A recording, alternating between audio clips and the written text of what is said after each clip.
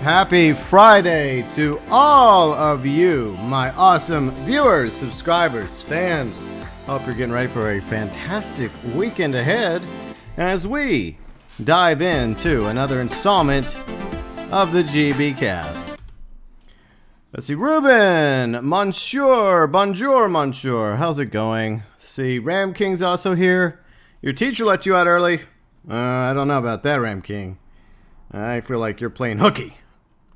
And that's going to get you into some serious trouble. But anyway, so hello, Ramking. And Paradise Gamer. Hello, Paradise Gamer. How are you doing today? Good to see all of you. Glad to have you here. Cool Gamer's here. What's up, Cool Gamer? How's it going? All right. So we have a few topics to talk about. Even though it's kind of a light news day, not really much is going on. Luke, what's up, Luke? How you doing? I do have some fun stories to talk about. Fun. I don't know if fun is the right word, but I'm sure some of you will be entertained by it. Belfast Gamer's here, so what's up, Belfast? Luke, cool guy. I mean, cool gamer. Cool gamer. Good to see y'all. All right, so let's start the first story, right? First story. Setting up the stream. Okay, so I do all my thing, right? I get the OBS set up. I get the Windows set up. I'm getting everything set up. And the clock's ticking, but I'm like, okay, I got like 2 minutes left. I know what I'm doing. I've done this once or twice, and then I turn on my key light, which is the light above me. And we have a super chat from Belfast Gamer. Thank you very much, Belfast, for the super chat. Super chats always greatly appreciated. Anyways, that made me forget. I had to pull up another freaking window. And then Liquid Steel also with a super chat. Thanks, guys, for the super chats. I do apologize. Is Streamlabs even working for me? It's not working for me. Well, Streamlabs, why are you misbehaving for? Let's see, Fire also with a super chat. Guys, thank you so much. I appreciate that. I really do. You guys must really want to hear a salty story to be sending a few shekels my way. But for some reason, all right. And now Fire with another super chat. I'm not taking off my top. Forget it. It's not happening. Not happening. But, like, seriously, Streamlabs, what's wrong with you? It's Sinister with a $10 super chat. What are y'all doing? Stop it. It hurt. It's like raining down on me. It's distracting me, too. All right. So, all right, jump to the top. All right, this thing's not working. Sinister again with another super chat. Thank you, Sinister. What are y'all doing? What is this all about? It's not my birthday. My birthday's not till December. What are y'all doing? I feel like there's some sort of New World Order conspiracy going on here. Like, this is crazy. And Ramking also donated. So I don't know what this is about. Don't worry, I won't, Ruben. I need to lose a few pounds first. Vicky also donated. Is this actually happening, or is this an OBS issue? But let's see. It does say Dark MatterWolf and upgrade his membership. So thank you for upgrading your membership, Dark MatterWolf. Very much appreciated. Okay. Let's see. Someone else super chatted me. Like, I don't know if this is like an OBS issue. Logano, thank you for the super chat. Like, I'm getting all these super chats. And Isaac also super chatted. I don't know. I don't know. I don't know if these are legit super chats. I think that OBS might be Streamlabs might be broken. I feel like Streamlabs might be broken. Because see, like if these super chats were legit, okay, if they were legit, I'd be seeing them over here on the live chat. But so far, I've only seen two things: Dark MatterWolf becoming upgrading to a member. Thank you, Dark MatterWolf. As well as Ramking donating $1. So thank you for the $1. Yeah, I think this is nonsense. I think my Streamlabs is broken. So I'm gonna disable that. Sorry. I'm like, games, stop making those noises. Okay, let me go into my freaking YouTube studio. I'm gonna see if these are legit or not. I don't think they are. I think Streamlabs might be broken. All right, it's a false rain we're experiencing. Yeah, it's a false rain according to YouTube. Ramking's the only one that's donated. So Ramking, thank you for the super chat. I gotta find a way to disable that nonsense. All right. All right, so that should disable it, I think. All right, so I've muted. No, that's Elgato I've muted. Damn it. Damn it! This whole day started off with technical difficulties. I don't know what is going on here. I may have just have to delete it. All right, so I've hidden it. Okay, you know what I'm going to do? I'm just going to disable the audio. All right, I'm having some sort of issue with Streamlabs because it keeps giving me, like, previous donations. Like, at first I was thinking people were actually donating. And then now Streamlabs is on the fritz. Okay, so anyway, so add that to the list of issues that we've had at the beginning of the stream. Man, I'm so sad now. It's okay, it's fine.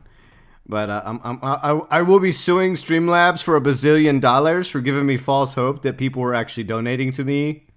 $5 a month. Fucking Streamlabs. Anyways, so yeah, so okay, so let's correct it. Okay. Dark MatterWolf actually did donate, so thank you, Dark MatterWolf, for your super chat. Make it rain. It was a fake rain, a faux rain. And let's see, Ramking Plays also donated, so thanks for the super chat. So we'll get you both a pot of gold for the super chat wall. And thank you to Dark MatterWolf, upgraded to being a member. So I will put you on the wall as well on the membership side. Okay, so memberships, super chats, always greatly appreciated. So you're watching Born Streamer's live stream yesterday. She had a similar issue. Okay, so yeah, okay. I didn't see that when Boring Streamer was streaming, so I must have missed that part. Because I bounce around from Boring to Kane to Fat's streams to UG streams to Red streams to Riley streams. I'm bouncing around all over the place. But I just muted it and I just disabled it, so it should be fine now. At first I thought people were just like, I don't know, being nice to me. Like, just kidding. Anyways, let's see who's here. I'm sorry, everyone. Riley's here. Hey, Riley. How you doing? Oh, we're going to talk about Monopoly. So Riley and I played a little Monopoly last night. We will talk about that. Red's here, too. What's up, Red, the 8-bit dinosaur? Hope you are well. Loof. No, we're not going to watch South Park. I'm just going to give you my thoughts about the South Park vaccination special. I probably would get in trouble by South Park Studios as well as Comedy Central and Paramount if we actually watched it during the live stream. So I don't want to get a copyright strike. No. So that's not happening. But you could always go to South Park Studios, like southpark.cc.com, and watch the South Park vaccination special yourself. Okay, so where we leave, obviously, yeah, Fat. Well, I'm sure it's still doing it, but what I did, Fat, was I just have it disabled right now, so you won't see it pop up and you won't hear it. So I just got it disabled on both ends. I guess, yeah, false advertising. Well, I only have so much room, Loof, in the title. So I mean, I guess I could change it to thoughts. I mean, you do make a good point. I'm not trying to clickbait, but if you look in the description, it says thoughts. So it's not really clickbaiting.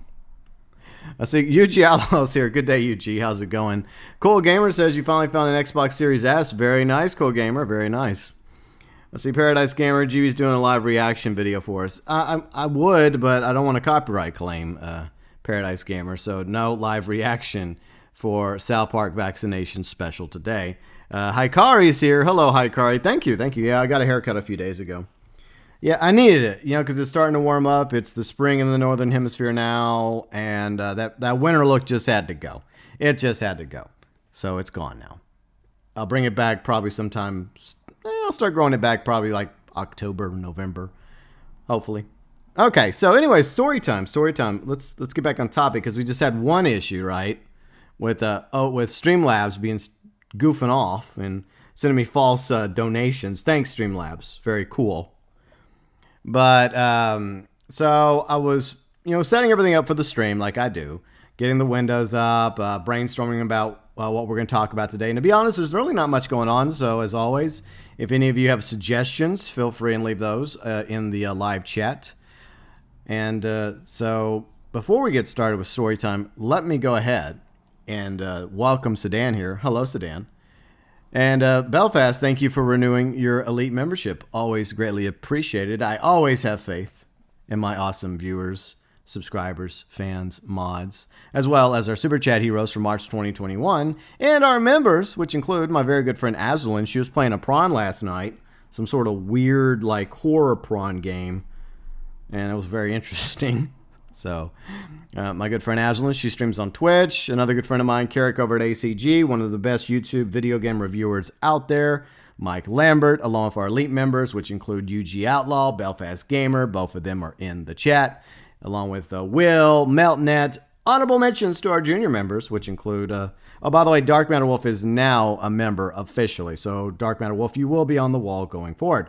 Junior members include ToykoTent, Conor, deforest Smith, Huttch Plays, Tommy Angelo Jr., Fat Chinese Gaming, Brett, Ramking, who snuck out of class to watch the stream. Bad Ramking, very bad. And finally, our newest junior member, Antonio Aristotile. Junior members, and elite members, and March 2021 Super Chat Heroes. The real Super Chat Heroes, not all the fake ones that we just got a moment ago from Streamlabs. Going above and beyond for the GeauxBurns Nation. Okay, so it is story time. So I just teased it a few times and we got distracted. But real quick, I'll read y'all's chats. But it's good to see you, Sedan. Hope you're doing well today along with everybody else. UG Outlaw says, last time I got a haircut was about 9 years ago. Dude, choppy. Come on. Look, come on. You need to go to Gina and you need to be like, honey, be honest with me. Do you think I need a haircut? And if she tells you to get a haircut, guess what? Go get a haircut. I'm just saying. Let's see, Dark MatterWolf next week going to be in the market for an Xbox Series X. Well, good luck with that, Dark MatterWolf. I do have some sagas to talk about. My ordeal trying to get a PS5 over the past few days. It continues. Sedan, stimulus plans for US-based gamers. I'm going to be saving some cash aside for the PS5 Series X, depending on what... Yeah. Good luck, Sedan. Good luck. Good luck getting a PS5 and Xbox Series X. Because I'm not having much luck either. Dark MatterWolf, the SJW is canceled. Yeah, Pepe Le Pew got canceled. But I think, aren't they trying to cancel Speedy Gonzalez? Have they already canceled him too? I mean, they just need to chill. Like, the words of Bill Maher, chill the fuck out. Paradise Gamer, get the popcorn. Okay. Story time. We got stories. We have lots of stories, fun stories. Because it's a chill day. Story time. So, first story is I'm setting up for the stream, right? Doing all the stuff, getting the windows set up, and I'm a little behind, admittedly, but I feel like I'm confident. I'm like, okay, I'm good to go. And then I have everything else set up, and then I go to turn on my key light, which is Wi-Fi, by the way, so I turn it on from my computer. And I pull up the little app, and I turn it on, and it's not coming on. And it says it's disconnected, and I'm mad. I'm like, you know me, I get salty. And then I realized, like yesterday, I decided to do like a reboot of my modem and my Wi-Fi. Every now and then I do it, right? Every now and then I'll turn things off whenever I have nothing going on. Thursday was kind of a chill day for me. And so while I was doing other things, I went outside into the backyard to do some yard work for my dog to get the leaves off the brick so he could lay on the brick at night because he likes chilling on the brick because it's nice and comfortable at night. So I decided to get my big broom and, shove the leaves off the brick. So, I turned everything off, so everything rebooted. But whenever I do that, unfortunately, it causes the connection between the key light and this computer to reset. And it was only literally only a few minutes prior to the stream starting that I realized to my horror that I had to reconnect it. So I had to literally go get a chair, right? Not this chair. This chair has wheels on it.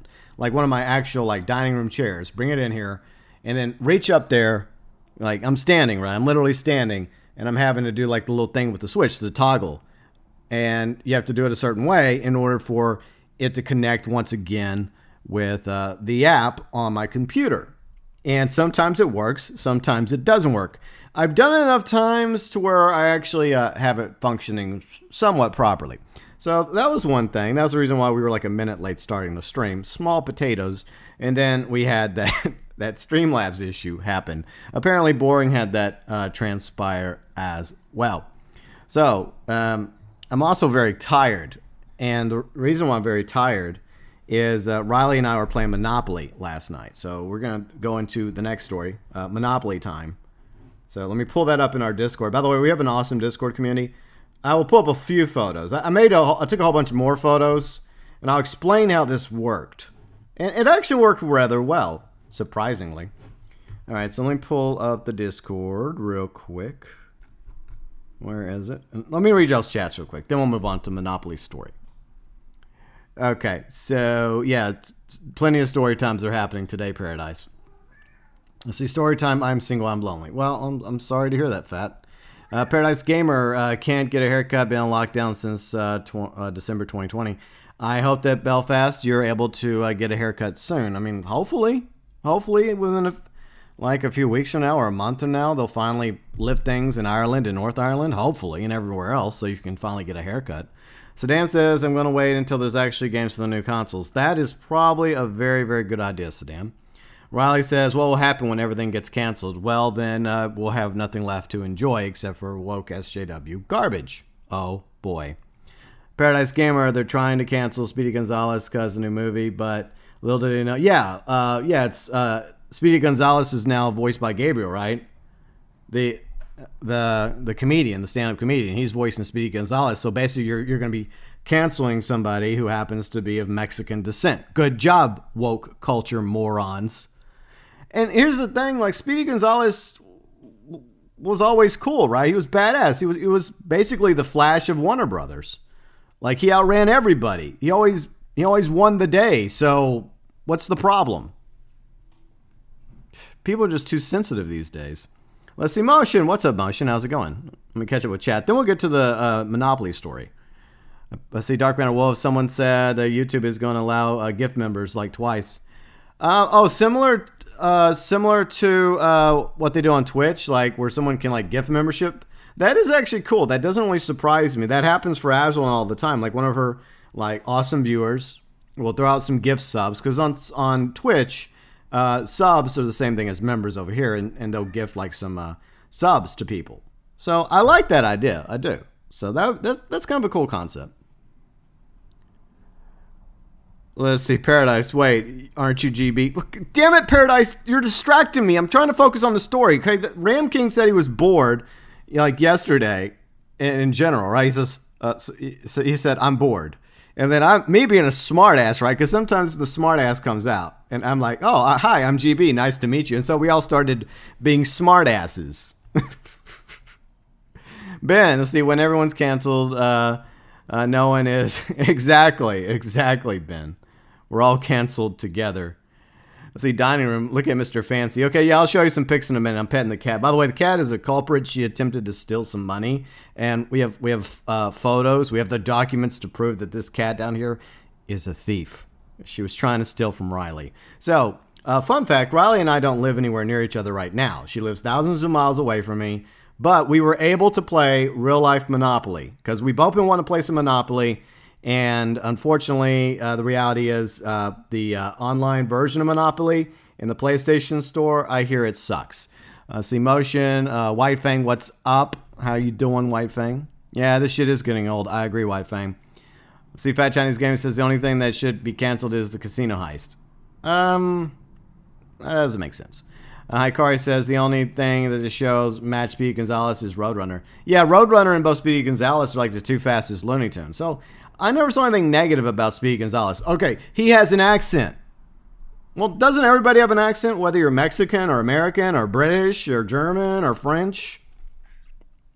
Everyone has an accent. Oh, he wears a sombrero. Okay, so a lot of people in Mexico wear sombreros.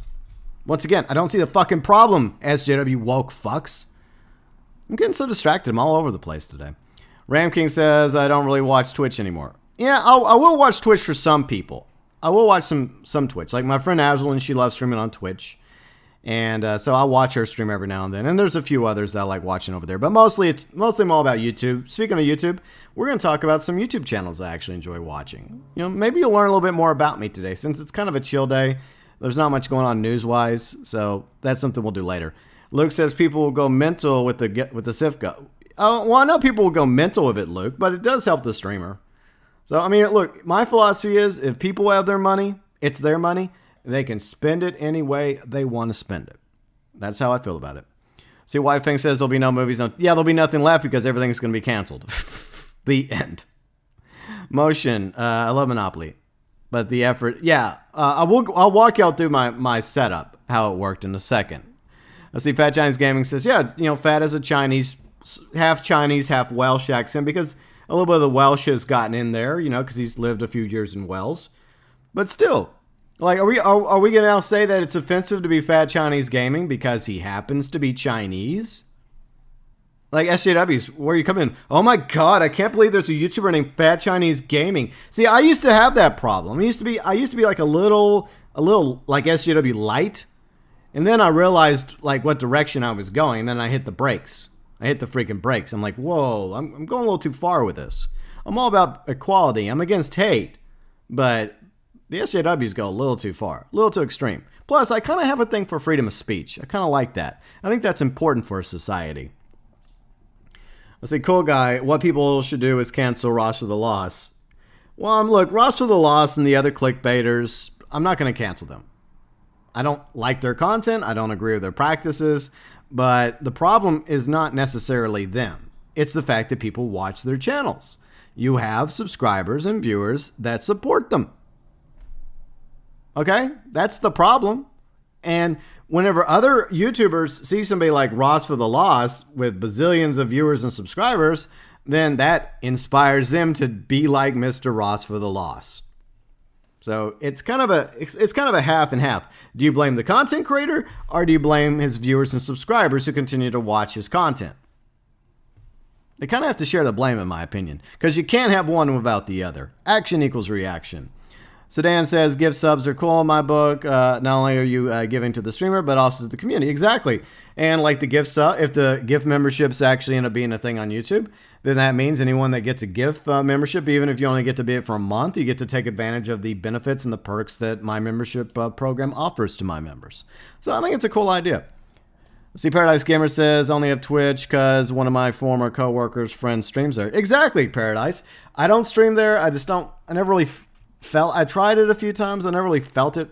I prefer it being over here because this is where you all are, my awesome viewers and subscribers, listeners, viewers, as well as my members. So I'd rather just stream here. You know, stream here, make my content here. It's nice. It's one hub, one nice place to be. But I do watch a few people stream over on Twitch. Dark MatterWolf, I'd say cancel the Republican Party. I'd say cancel the Republican and the Democrat Party. Can we just cancel political parties? Can we just go back to voting for people? Okay, that's enough politics talk today. Let's see. Sedan, reality is racist. That's the NJW, that's the SJW endgame, Sedan. Their endgame is just to make reality itself racist. And then what we're going to have an endgame once they get all the reality stones, right? See, Maddie says, I got neon glasses. Oh, yeah, Maddie, I'm glad you got the neon glasses. Yeah, I forgot to do that. I was going to do it for Janine on Xbox One, but I didn't have a car to sell for GTA through the import-export, and I didn't want to be bothered with going to pick up a car to sell. And then Red was going to do it, and then Red never did it, so he missed out on the sweet pink and blue neon glasses. But apparently Boring Streamer, she got hers, so hooray. All right, so where do we leave off? White Thing says, GB says, yeah, exactly. I mean, it's okay to have emotions, White Thing, to get emotional about things, but, I mean, I don't know. The reality is, we as a society have to look back at past societies. Now, there's some bad things that have happened in the past, but also people were a little bit thicker skinned back then, a little bit tougher. So at the same time, I think that's something to look at. Like, I feel like the internet has made people too soft when it comes to issues and topics that they don't want to talk about. And look, there's tough subjects out there, and people just, they crumble. They just crumble, and they're like, oh, I don't want to talk about that subject. It's so offensive. But, you know, it's freedom of speech. So, all right, let's move on. Let's see. Fast says, I would love to give members. Yeah, that is a cool idea. That is a cool idea. Let's see. Cool Gamer. Yeah, I understand. I'm tired of clickbaiting, too. I'm tired of the clickbaiters as well. I feel the same way you do, Cool Gamer. Dude, I agree. But it's up to the viewers and subscribers to say they've had enough. And as long as they continue to feed the beast, well, you know, it's never going to stop. Phoenix is here. What's up, Astro? How's it going? And Liquid Still's also here. Hey, Liquid Still. Kari, I wish you could just cancel my stiff neck. So I'm sorry you got a stiff neck. Hi, Kari. That sucks. Yeah, see, why don't the SJWs use their cancel powers for good? Like to cancel cancer, to cancel people's neck pains and other ailments. Come on, SJWs. You have this power of cancellation. Go and cancel things we want canceled, like AIDS and cancer and famine and world hunger and poverty. Go cancel that shit. So UG says, reality, no thanks. I'll stay in video game land. Okay, UG. Sedan says, people go looking for outrage these days. Exactly. They go looking for outrage. They go looking for victimhood. And that's a problem. Everybody, not everybody. I think most of you get it. But there's people out there that just want to be a fucking victim. And they'll look for any excuse to try to be a victim, to get sympathy, to get validated. And look, we all get screwed over at some point or another. Doesn't mean we're all victims. Now, sometimes, yes, things will happen to you that will make you a victim. Let's see. Fat says, I don't like Piers Morgan either, but he shouldn't be canceled. I agree. I mean, look, I've had times where I've completely disagreed with Piers Morgan. There's times I agree with him.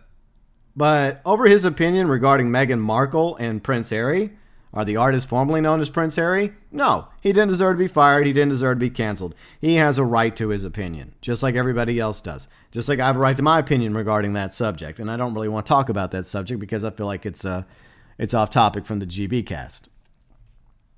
Let's just say that my opinion is Meghan Markle is an actress, and I feel like most of her interviews is her putting on an act. I think that's all I need to say about that subject. Sedan says, people go looking for outrage. Yep. And Paradise Gamer says, less than a week until the Snyder Cut for our Justice League. Yes, yes. Hopefully it will be good. Hopefully it will be good. And of course we got Godzilla versus Kong coming out. And I feel like Godzilla and Kong, I don't think they're going to be, I think there's actually a main baddie. I don't think they're going to be the main, I don't think it's going to be them. I think it's going to be them versus somebody else ultimately. That's all I'm going to say is just speculation. Dark Random Wolf, I canceled my Disney Plus as well. See, Hikari says, GB, only viewers, audience can prevent clickbait. It's a two-way street. If the audience finally has enough of the YouTubers that clickbait and abandon them, then their numbers will go down. Then Ross of the Lost and others like him will probably stop doing it because they'll have to do it in order to survive. Kane's here. What's up, Kane? How you doing? Sedan, I prefer Doc Morgan. Doc Morgan. I don't get the reference, but okay, Sedan. Liquid Steel, only thing I want is to cancel my love handles. Yeah, I want to cancel those few pounds I still have down here in my med section, but I'm working on it, see? I'm not asking an SJW to cancel it. I'm actually going to the gym. In fact, I went to the gym earlier today, so back to 3 days a week in the gym, doing cardio, portioning my food, trying to eat right. So slowly but surely, I'm trying to get myself into a sweet dad bod. That's what I'm working on. Sinister's here. What's up, Sinister? How's it going? UG Outlaw, I have an opinion. Wait, UG Outlaw has an opinion. Cancel him right now. I agree. UG, you're canceled. Oh, Doc instead of a peer. Oh, you're so funny, Sedan. Ha, ha, ha, ha. Let's see, Paradise Gamer. UG, how dare you have your own opinion in 2021? Well, hopefully, eventually, we'll be all soon. We can all chill out, just like what Bill Maher said. Let's have a chill the fuck out month, and let's just go back to people having their opinions without being canceled. I think that's a great idea. It's a fantastic idea, and I don't always agree with Bill Maher either. Let's see. Ramking says SJWs act like they're helping everyone. See, that's the problem. See, the SJWs started off with good intentions because look. I agree to them on some things. Like, I'm against hatred. I'm against all that bullshit. I think that we're human beings and we all should be treated like human beings. Despite whatever your race happens to be, whatever your creed, whatever your political philosophy happens to be, whatever your orientation wants to be, whatever your gender happens to be, that doesn't matter to me. That's never mattered to me. You all matter to me and you all are from different walks of life and I try to treat you all like human beings. That's what matters. So in that regard, I do agree. But as they say, and I said this before, broken record time, the road to hell is paved with good intentions, and they go too far with it. They go too far of it. And then you start to wonder if there's something else behind their so-called intentions. Anyways, let me wrap up the chat, and, well, I don't know, we may just keep talking about this before we even make it to Monopoly time. Damn. We gotta get to Monopoly time eventually. Let's see, Astro says, I recently watched The Joker. It was a good movie. Yeah, I think it was a good movie, Astro. I think Joaquin Phoenix was great as the Joker. Was it my favorite movie of all time? No. I mean, a lot of people just really, really overhyped it. And if people really loved it, that's great. But at the same time, I thought it was okay. It wasn't bad, but it wasn't the greatest movie ever, but it was okay. Let's see, Riley. Hey, I agree with you. We need to at least have like a 1 year chill the F out. So instead of chill the fuck out month, we need like a chill the fuck out year, especially after everything we've been through the past year with the bug, spreading across the world, the sad loss of life, and all this other crap. I think that we as a species, as a civilization, need like 1 year just to chill and unwind and relax and just celebrate the fact that those of us that are still here are still here. And we need to focus on things that unite us together instead of the petty differences. And that's part of the problem. Paradise Gamer, we're all human beings. And we're all human beings. Okay, we're all beings, not beings. I think he meant beings. But according to Paradise Gamer, we are not beings. We are beans. What if you want to be a pea, though? Or a nut? See, Fat Chinese Gaming says, I'm not a human being, I'm a bear. Of course you're a bear, Fat. I'm sorry for assuming that you were a human being. Please don't cancel me. Kane, we need to cancel culture. I agree. Astro says, if you look up the meaning of SJW, Google even makes fun of them. I'm sure they do. Yeah, that's funny. It's bad when Google makes fun of you. Okay, so, Ikari says, GB, I can imagine this happening in the next 5 years. I spilled a few of my water, people... Yeah, you're wasting water. You're canceled. Even though water dehydrates, like it evaporates, it goes into the atmosphere. And then guess what? Eventually that water comes back down in rain. So yeah, you could spill a little bit of water. Eventually, that water didn't just disappear. Yeah, like in the words of Angry Joe, are you out of your mind? I was thinking about getting that is out of your mind t-shirt. I was thinking about picking it up and showing him some support. By the way, I will talk about some YouTube channels I actually enjoy watching in a little bit near the end of the stream. But I do appreciate you all being here. Astro, you're an alien. I don't know what you are. I don't want to know, Phoenix. All right, let's see. Dark Matter Wolf. Okay, I read that. Paradise Gamer, can we go back to 2016? There's no going back. We have to go forward, okay? We have to go forward. Look, there have been good days, there have been bad days in the past, good years, bad years. And 2020 was, in my lifetime, it was one of the worst years, in my opinion. But I have to believe with bad years, eventually we're going to have some good years. Now, 2021 is it's probably one of those limbo years. It's going to be like 50-50 if we're lucky, half bad, half good. At the end, as long as it's better than 2020 was, then I guess we're off to a good start. And maybe the rest of the 2020s will be awesome. We'll just have to wait and see. Paradise Gamer says, can we go? Oh, yeah, I read that. I'll see. Yuji Outlaw says, Fat Chinese Gaming is, yeah, Riley's a fox. Yuji Outlaw, you are a, what are you, Yuji? You're just a Yuji. I don't know. Okay, but we're going to talk about some Monopoly. So Riley and I have been wanting to play Monopoly for a while now. And unfortunately, we haven't been able to. Okay, wait a minute. Can I not get Discord to pop up? Ah, damn it. Damn it. All right, why can't I get Discord to pop up? I'm going to have to, you know what? I'm going to have to, I'll make this work. Give me a minute. I'll have to switch it. Okay. Okay, now I got it. Okay, I had to switch it. Okay. Yeah, that's the best I could do, Kane. Kane used to be a toad, but he doesn't want to be a toad anymore. I don't know why. Toads are pretty sweet. They get to hop around all day. 2019 was the worst year of your life. Yeah, I'm sorry to hear that, Yuji. But, that's the past. We have good years. We have bad years. Okay, chat. I love talking to y'all, but I'm trying to move on to a topic. All right, let's go back to chat real quick.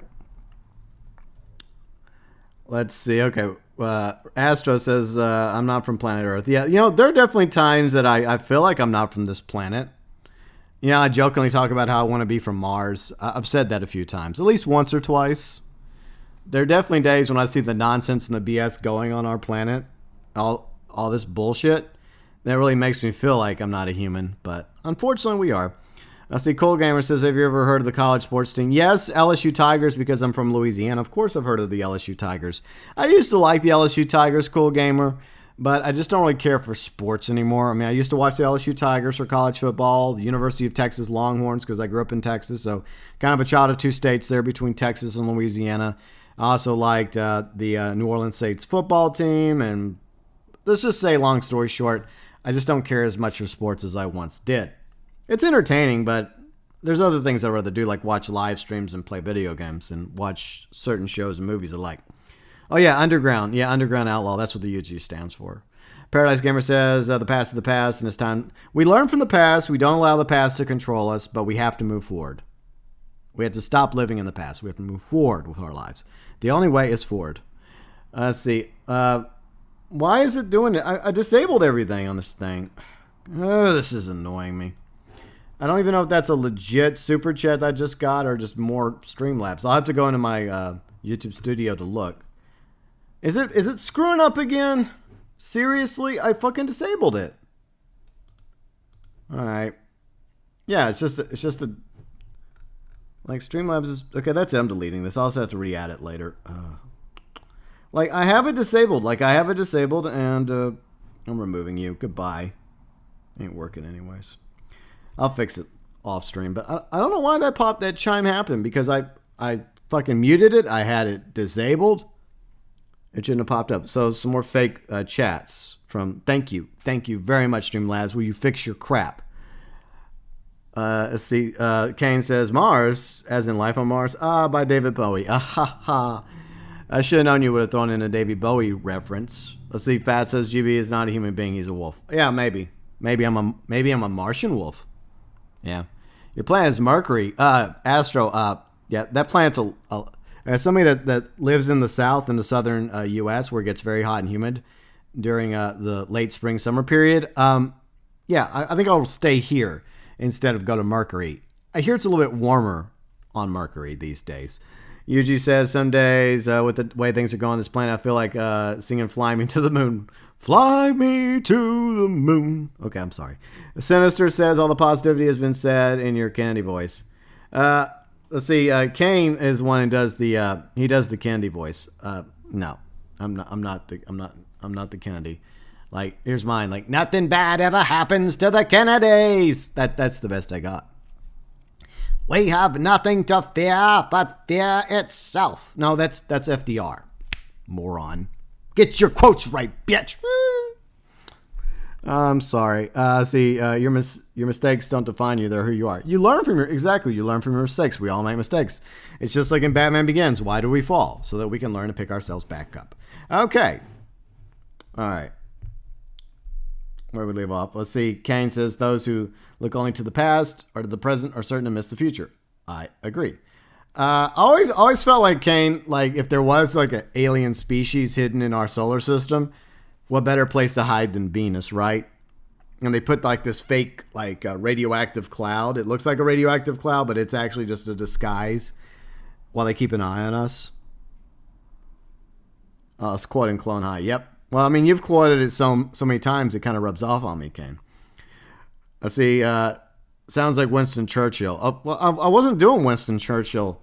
That's like, we'll fight them on the beaches. We'll fight them in the streets. We'll never surrender. Never give up. I don't know. I'm terrible at voices. That's why I don't do it.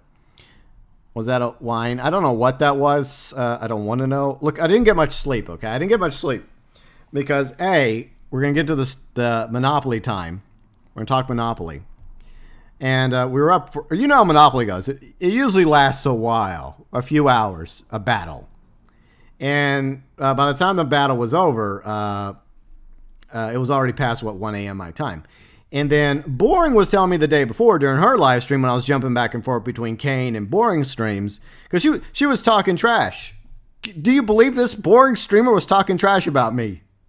She was like, you know what she said? You won't believe this.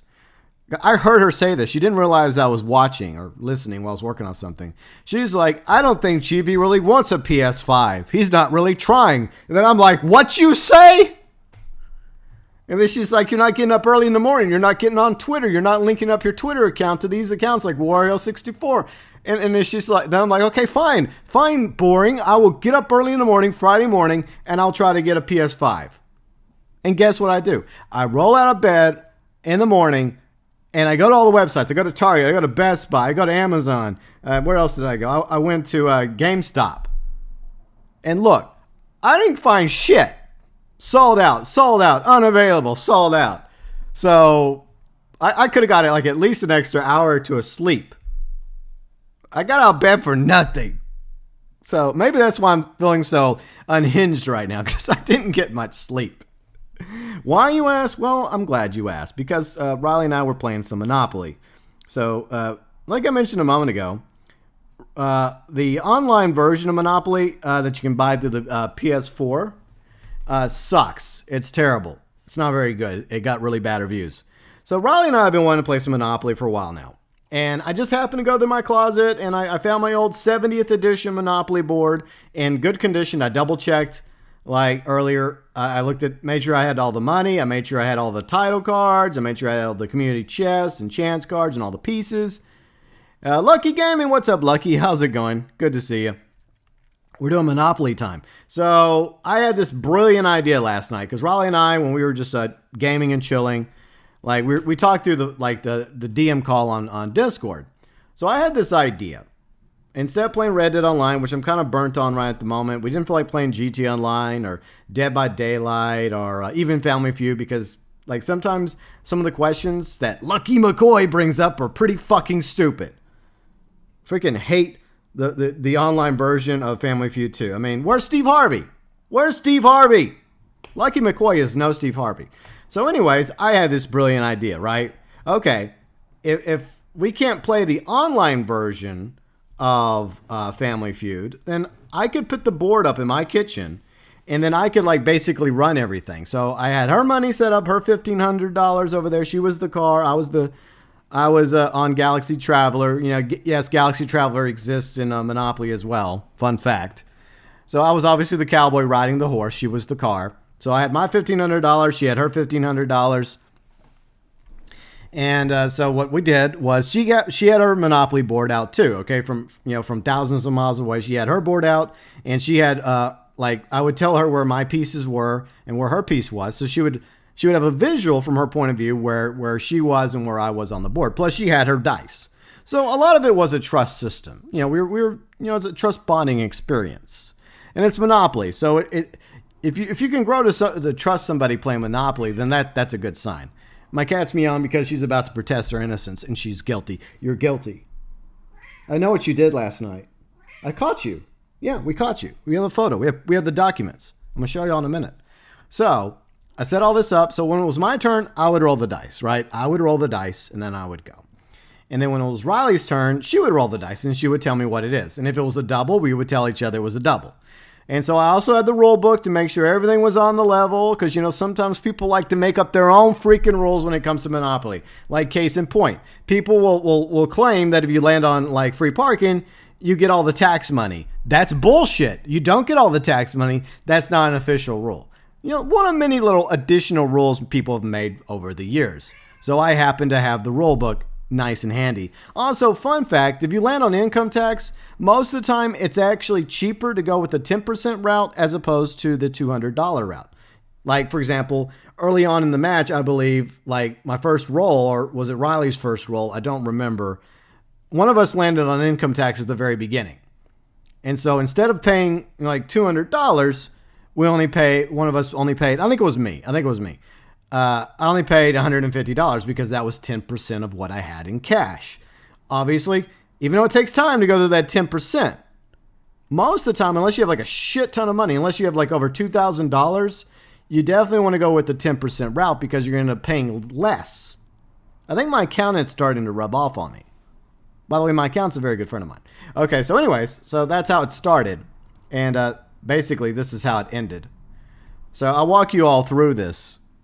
I mean, so throughout the match, I was taking photos, the progression, how she was getting pieces, I was getting pieces, and eventually we did do some trade deals because, well, like she kept nagging me about wanting to do a trade deal. And a lot of times it was terrible for me. I'm like, no, I'm not giving you freaking Park Place. No, I'm not giving you that. No. But look. Eventually she did make me an offer I couldn't refuse, and I, at the same time, knew she wasn't going to stop, so I had to capitulate a little during the match. I had 3 railroads. I had Pennsylvania, I had Reading Railroad, I had B&O. She managed to get short line, And I happened to have, I think I had one of the oranges, right, Riley? I think I had one of the oranges. I forgot which one I had. I think it was Tennessee. I think that's what we, and I also had, I had Baltic. And I think she had Mediterranean, or it's maybe vice versa. So she offered me short line and one of the purples for one of the oranges. And I think that was the deal she made that I took. And at the time, it seemed like a good deal. But then she also got control of the pinks. So she had almost control of that entire side of the board, except for the railroad, which I control. And she had control of the electric company, and then she started building houses. And then I started bleeding. But fortunately, I kept fighting on because I ended up getting all the greens. I ended up getting all the yellows. Oh, I had St. James Place. Okay, she's correcting me. I had St. James Place. My bad. So I gave her St. James Place. I got short line. I got either Baltic or Mediterranean. One of the shit properties. And she started setting up houses, right? So she started buying houses. And she kept buying houses. And then I managed to put a couple houses over there on the greens. And she got Boardwalk. I got Park Place. That was a standoff. Neither one of us was going to give up the other. Because you don't do that. That's just stupid. Especially when there's just two people playing. So in the end, basically Boardwalk and Park Place became pointless. Because we eventually both had to mortgage. She had to mortgage Boardwalk early on. And she never unmortgaged it. And eventually, I started bleeding, right? I started losing money because I kept landing on these freaking hotels. First, they were like one house, then two house, then three house, then four house, then the fucking hotels. And so that's when the beginning of the end began for me. So I started having to mortgage my property. Slowly but surely, property after property fell. Waterworks fell. Venture fell. Atlantic fell. Baltic, Mediterranean fell. Indiana fell. And, and this is where it ended, right?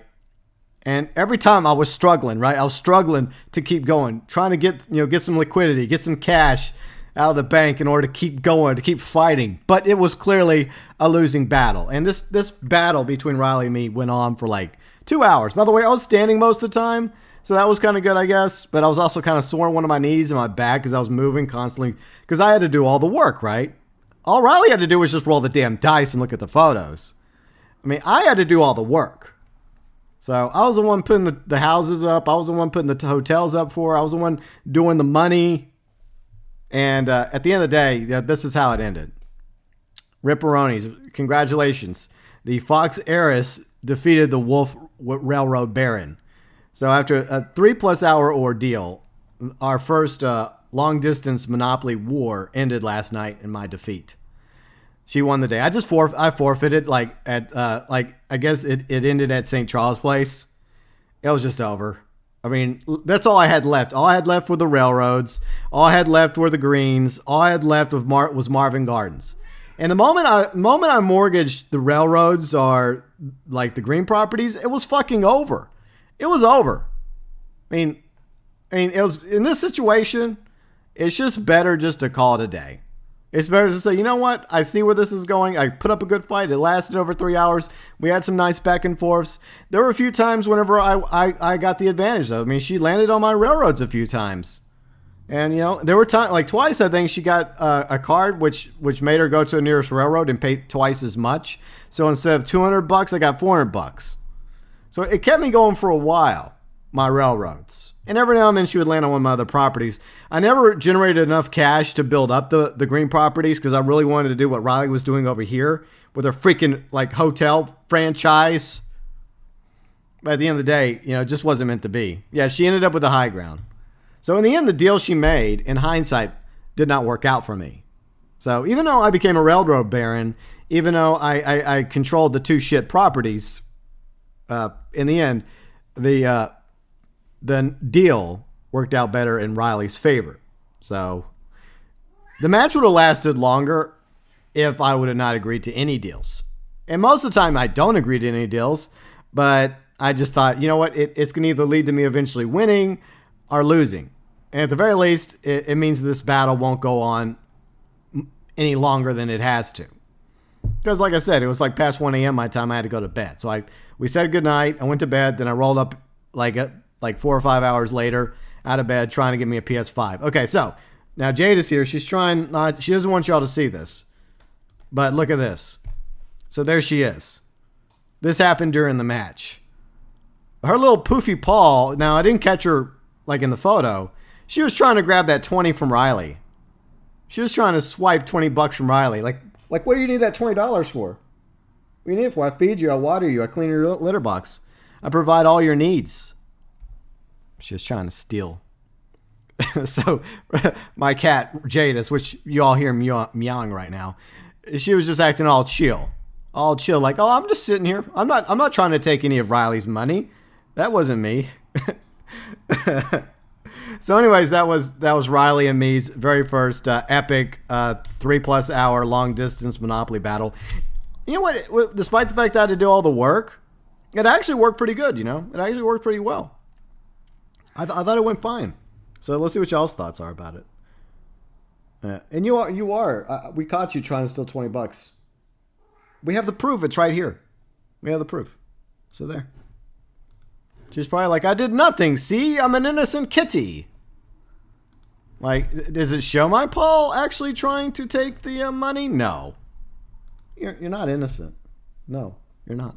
Okay, so let's go over chat.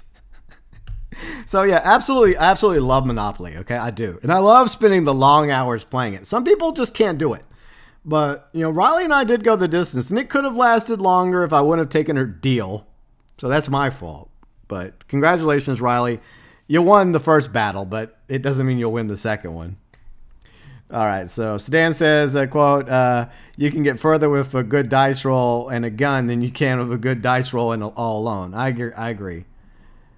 See, Ramking says, that sounds fun. I have Monopoly Mario Edition, but I don't want to play with. Yeah, I mean, that's the part that sucks, because there is a online like version of Monopoly you can buy through the PlayStation Store and probably through the Xbox Store and probably through Steam, but it's shit. It's not very good. I've heard people complain about it.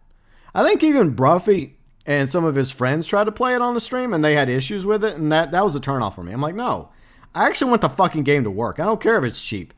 Like, I think the way I did it was better. Even though I had to do all the work, fortunately, as you can tell, I kind of know a thing or two about Monopoly. So, you know, I was able to run everything.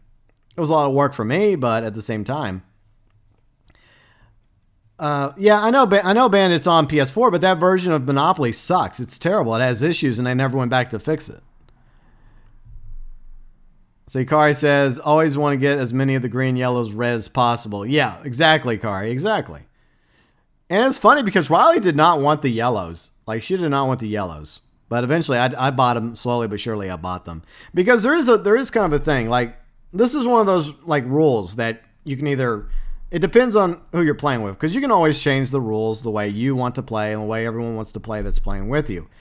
Now, one of the rules is like you're supposed to go around the map once without buying anything. Now, Riley and I did that. We went around the map once without buying a single property. But another rule is, I think you're actually supposed to buy the property you land on. If you don't buy it, it goes up for auction between the players. But since it was just Riley and me, we decided just to do a simple pass. So if we landed on a property we A, didn't want, or B, couldn't afford at the time, we simply would just pass on buying the property, and it would just sit there until the other player landed on it. So that we went with the buy or pass rule. We didn't do the auction nonsense because it's kind of pointless whenever you have two people playing. Let's see. Riley did have the high ground sedan. Let's see. Dark MatterWolf says, luck of the Irish, GB. Well, I'm Scotch-Irish, so I only have half luck. I'm not full Irish, so I only have a little bit. I have a fraction, a percentage of that luck. Not much. Kane says, GB, the game was rigged. He won by a landslide. That's right. I won by a lot. I demand a recount. Dark MatterWolf, let's see. The foxes are extremely lucky. Yep. The fox defeated the wolf. Yep. As I called it, the Fox Hotel heiress defeated the wolf robber baron. See, Meme Show. What's up, Meme Show? How's it going? But as much as I would like for the PS4 version of Monopoly to actually work, it does not. It sucks. You can go read the complaints about it. People complain about it all the time. And it does. Well, I think it's Ubisoft, right? Ubisoft made it, or one of their companies made it. Probably one of the same shitty companies that made Family Feud, with all their stupid fucking questions. They have such stupid questions. Swear. You sit there and like, what the fuck is this question? It's so dumb. And who the hell came up with Lucky McCoy? And they always say, oh, we asked 100 people.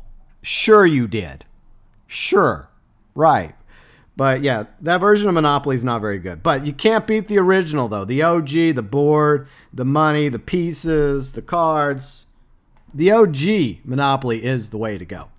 Let's see, Fat, you love Monopoly as well? Look, I would love to play a Monopoly stream with Fat, Riley, Kane, UG Outlaw, and anyone else that wants to play. But look, trying to do all that for one person is one thing. Me and Riley is one thing. But if I had to do it for like a whole team of us, that would suck for me. Because that was a lot of work. That was a lot of freaking work. Plus, there was a time or two when I nearly screwed up. And I may have even screwed up once or twice when it came to like a roll. And you're just trying to keep all this in your head, right? And I had a piece of paper for like numbers and stuff and my pen handy. But like, it's getting late, you're tired, and you know, if you're the only one doing all the work, then mistakes can happen. My big mistake was agreeing to Riley's so-called deal. Paradise says he knows a thing or two because he's seen a thing or two. Exactly. Oh, I've seen a thing or two, Paradise.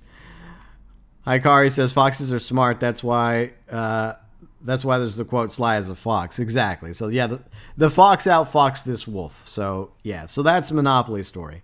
It was fun though. We had a good time. I mean, there's really not much going on in GTA Online and sadly Red Dead Online. I'm going to be streaming Red Dead Online this weekend though, by the way. So PS4 Red Dead Online stream tomorrow, Xbox stream on Sunday. But I do feel like a lot of people are very, very pessimistic about Red Dead Online, sadly. Myself included. I hate to say that, but I still want it to turn around. I really, really do. But if I'm guessing Tuesday's when we're going to get the next so-called update with quotes. Update, not an actual update. That's probably when they're probably going to kick off Outlaw Pass 5 on Tuesday. Oh, boy. And there's also the rumor of a so-called trader expansion, which I don't even know what that's going to be. I did do an expansion ideas video a while back, but it's probably not going to be as good as that idea. See, Kane says, if I play Monopoly with y'all would come across as angry. Y'all see a very angry Brit. Oh, yeah. Oh, I got salty last night. I got salty. Whenever I freaking landed on one of her properties, I was like, damn it. And she started laughing because she had a feeling that I landed on one of her hotels. I was like, and I would take my sweet time slowly trying to survive, even though I was bleeding, right? I was bleeding my properties, having to mortgage them. Like, I went down swinging, and she tried to make some additional deals, but I refused. I'm like, no. I'm going down fighting, okay? She's like, look, I'll give you this. I'll even give you $500. I'm like, no. I'm going down fighting with what I have, okay? So I chose to go down swinging, and at least I took it like a chimp. Dark Matter Wolf, I know my lady is a fox, save me. Okay. All right, Dark Matter Wolf. Kari says Monopoly is one of my favorite board games. I know. I love Monopoly. I also love chess. I think Riley and I will try to play some chess one time because we both like chess as well. Ramking says if we don't get Outlaw Pass 5 Tuesday, I'm going to cry. If we get Outlaw Pass Tuesday, I'm going to cry anyways because unless they add a surprise patch, which actually adds some decent stuff, like maybe a Vanderlyn outfit, it looks like it's going to be a big fat disappointment. But it'll give us something to do in Red Dead Online.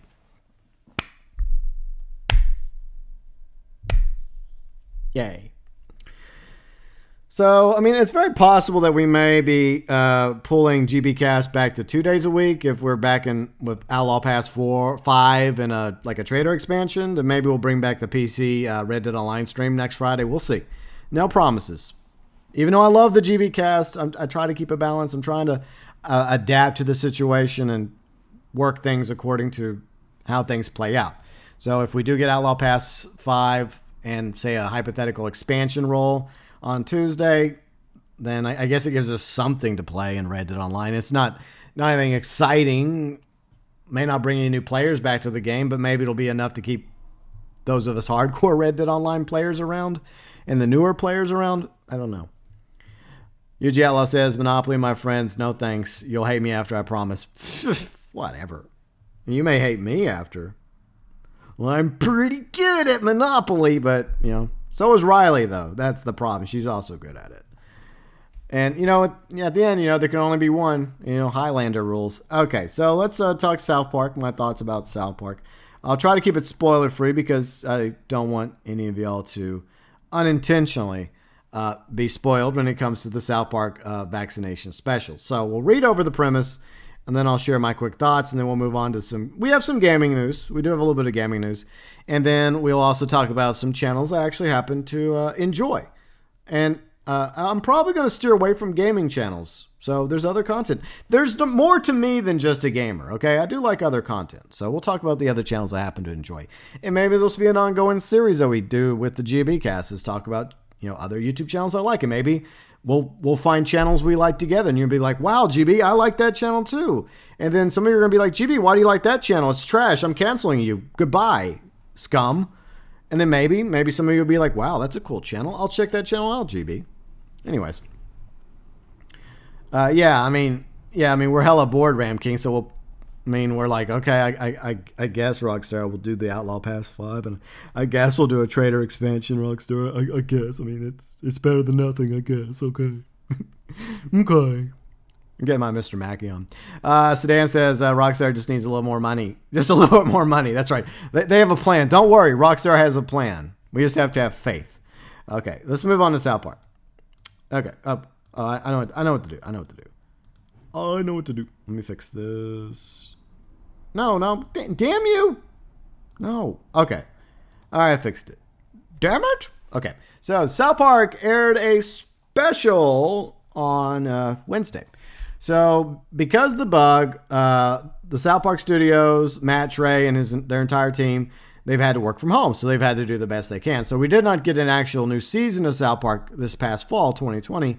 What we got instead were some hour-long specials. We had a pandemic special a few months ago. It was okay. The South Park vaccination special was also okay. They both had their moments. It does make you miss the episodics, though. So South Park returned with a South Park vaccination special. And they did this whole South Park with a Q to make fun of QAnon. So that's why they had Q in the name, in case you're wondering why they misspelled South Park. They did it intentionally. So Comedy Central announced that there was going to be a new 1 hour special to the Emmy and Peabody award-winning series, South Park. The hour-long supersized episode entitled South Park Vaccination Special premiered on Wednesday, March 10th at 8 p.m. Eastern Time on Comedy Central. The premiere was simulcasted on MTV2. The new episode follows cable's #1 scripted telecast of the 2020 South Park The Pandemic Special. And that definitely did involve Randy a lot more. And this episode, I'm glad they kind of pulled away from Randy. He had a little cameo at the end, but that's all I need to say about that. Because some people, I like Randy, but I feel like Randy gets overused. I really do. So Randy, by the way, is Stan's dad. This is Kyle, by the way. Seth King, what's up, Seth King? How's it going? So my spoiler-free thoughts about South Park Vaccination Special. I liked it. It was pretty good. I like the fact that they had the boys being the boys again. They're still dealing with what we're dealing with in real life. The pandemic, people trying to get vaccinations, and of course, the elderly, just being assholes to everybody because the elderly in South Park, they get the vaccination first, like first responders, the elderly, and meanwhile, everybody else is trying to get the shot. And so the boys are trying to get shots for their teacher because, they want to go back to school. They're tired of sitting at home and doing the Zoom nonsense. So there's a lot of little contrived things going on. You also have a group that's kind of like QAnon. They're doing their thing. They're talking about their crazy conspiracies about the shot, whether or not they're true or not. It's kind of weird. South Park, one thing I love about South Park is the fact that Matt and Trey love bashing everybody. They will make fun of everybody. They have no favorites. You're on the right, they'll make fun of you. You're on the left, they're going to make fun of you. They don't care. I love that. It's unbiased. It's just, look, if anyone on the left does something stupid, they're going to make fun of you. If you're on the right and you do something stupid, they're going to make fun of you. They just make fun of everybody. They pull no punches. So overall, it was pretty funny. And it did return a South Park character that a lot of us have been wanting to see come back, but unfortunately, he what did they say about spoiling it?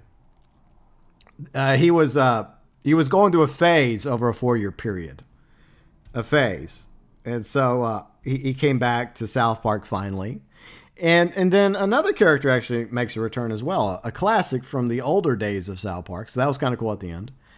So it was kind of cool they focused on that character, and they actually brought him back, because I really felt like when they made that change to that character, and it was unintentional because they couldn't foresee what was going to happen in 2015. Then they completely changed one character, right? Because they had no choice, because they had already invested in the idea of that character running for president, and the persona that they were playing as ended up actually becoming president. So by and large, that character, okay, fine. Mr. Garrison's back, okay? Mr. Garrison is officially back. That's the only spoiler I'm going to say. Hopefully that's a spoiler most of you South Park fans are happy with, because it's something that makes sense. It's something a lot of us have been thinking about. Okay, well, they should bring back Mr. Garrison as Mr. Garrison, and they do. So Mr. Garrison, he's back.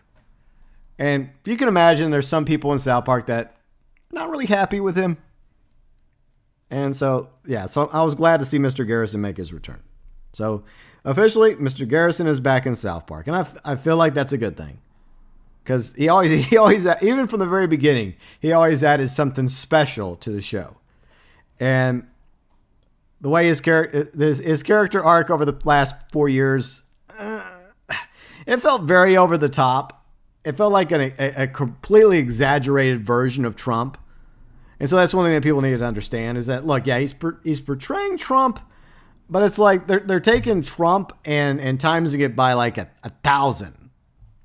I mean, for example, there is a certain Canadian city in South Park in a few seasons ago that gets a little game ending by the president. Now, obviously, Trump never did that. Whether you love or hate Trump, he was nowhere near as bad as Garrison's version of the president, to some degree. Because like Garrison's version was just like really extreme and over the top and crazy. But overall, it was a decent episode, and it was good. Anytime you get more time with the kids, with Kyle and Stan and Cartman and Kenny and the others like Butters, Token, Bebe, Wendy, along with Jimmy made a cameo. But Jimmy didn't really say anything. He was just sitting there in class. I don't think Timmy said anything either. So mainly it was just focused on the main kids. So that's always good. So mainly it was revolved around the main boys, right? You know, Kyle, Stan, Cartman doing his thing, and Kenny doing his thing as well. And so that was good. And this episode, I think they were aware of the fact that in the previous special that they kind of overused Randy a little too much, as they often do.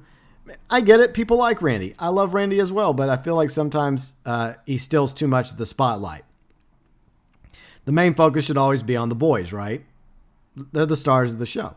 But there's other characters that also can get the spotlight every now and then. I'll go over chat in a minute. But overall, my final thoughts about South Park. Let's see, the vaccination special. It was okay. It was fine. And I think they did a good job playing it down the middle as usual. And they're definitely those I read aren't happy. Like they're SJWs and those in the woke brigade, not happy. But on the other side, there's also those that are kind of on the extreme right, like the QAnon types, that they're not happy either. In other words, South Park is being South Park. So Matt and Trey, kudos to you. Kudos. Because that's the way South Park should be. Always bashing all sides that deserve to be bashed. Unlike the mainstream media. Anyways, so back to the comments we go. So if you're a South Park fan, I would recommend it. Plus, you can probably watch it through the, the South Park website, or I think through Hulu, I think. But I liked it. It's on Comedy Central, and I don't know what other networks it's on, but I enjoyed it. I wouldn't go too much into spoilers. I was trying to avoid the spoilers. Kane says, I saw the teaser for South Park episode. Randy Marsh should have behaved himself. Well, actually, Kane, There really wasn't as much Randy in this episode. So, like, they overused. I think you're thinking about the pandemic special.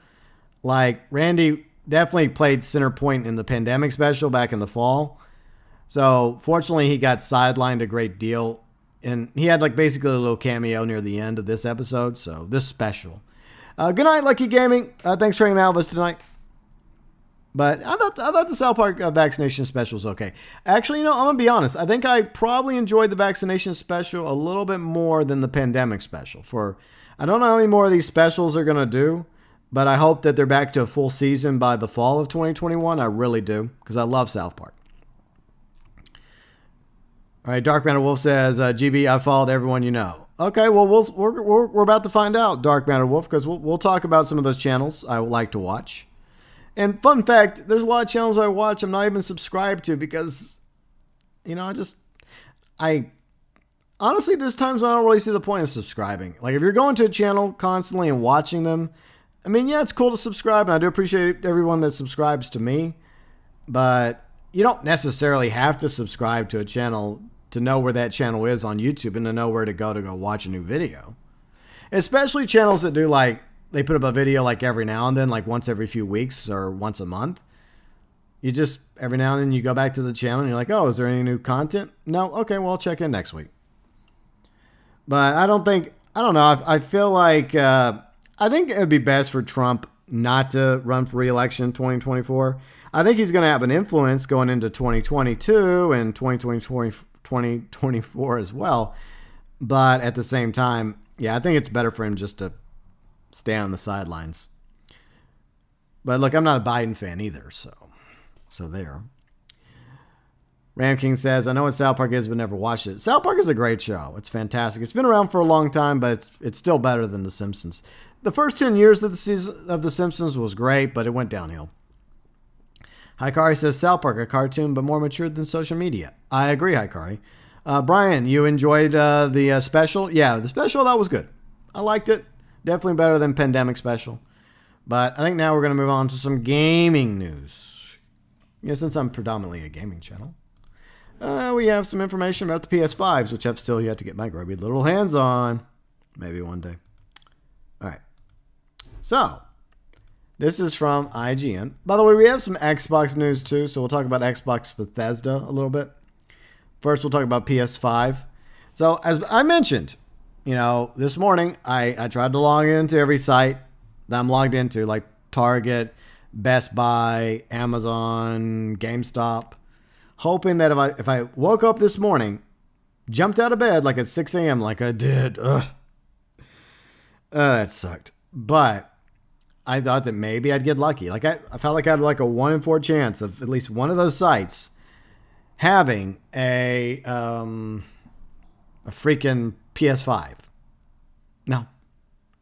I struck out 4 times. I know, in baseball it's 3, but reality it's 4 times. So much for that. So it's like I keep missing these opportunities to pick up a PS5. Eventually I'm going to get one. Eventually. Let's see. Dark Matter Wolf, did Kenny get killed? I'm not going to say whether he got killed or not. It is classified as a spoiler. Plus, it gives you a little incentive to watch the episode. You haven't watched South Park in a long time, UG? Yeah, well, I still love South Park, so I'm still faithful. I mean, look, I'm a realist. There are definitely episodes I don't like that I felt like they could have done better, or episodes I felt missed the mark. But overall, I'm still a fan. And that's the way real fans are, right? There are times when I make content people don't like my Gold Future content for Red Dead Online. Some people didn't like the tone. It was too funny, me trying to be funny. Maybe it should have been more serious. Now, there was at least one person that unsubbed because of it, but they have a right to unsub. But for those of you that didn't like it but are still here, I appreciate you. Because I'm not perfect. I do the best I can. And, I try. So, just like with South Park, they don't always, knock it out of the ballpark. I rarely knock it into the ballpark.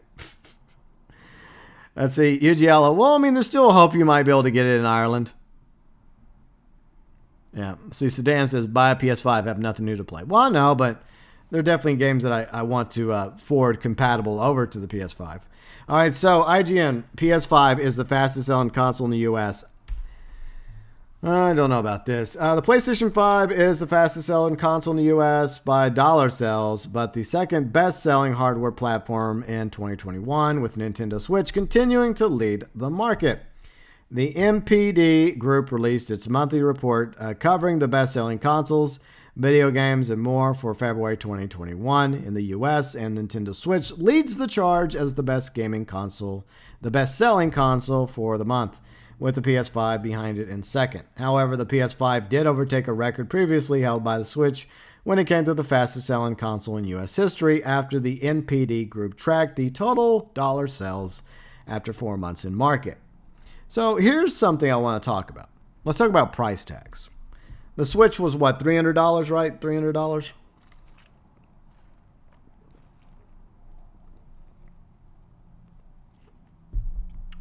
Let's see. You have two versions of the PS5, right? The $400 digital version and then the $500 deluxe edition. So right there, of course, there's going to be like more money made from selling a PS5 than a Switch. Okay? I mean, that's like selling a Ford versus a BMW. Okay? Somebody sells like at a dealership, right? One person sells a Ford, and then another person sells a BMW. Like, oh yes, the BMW had better dollar sales. It's because a BMW costs more than a Ford. There's nothing wrong with Ford. It's just a matter of money, right?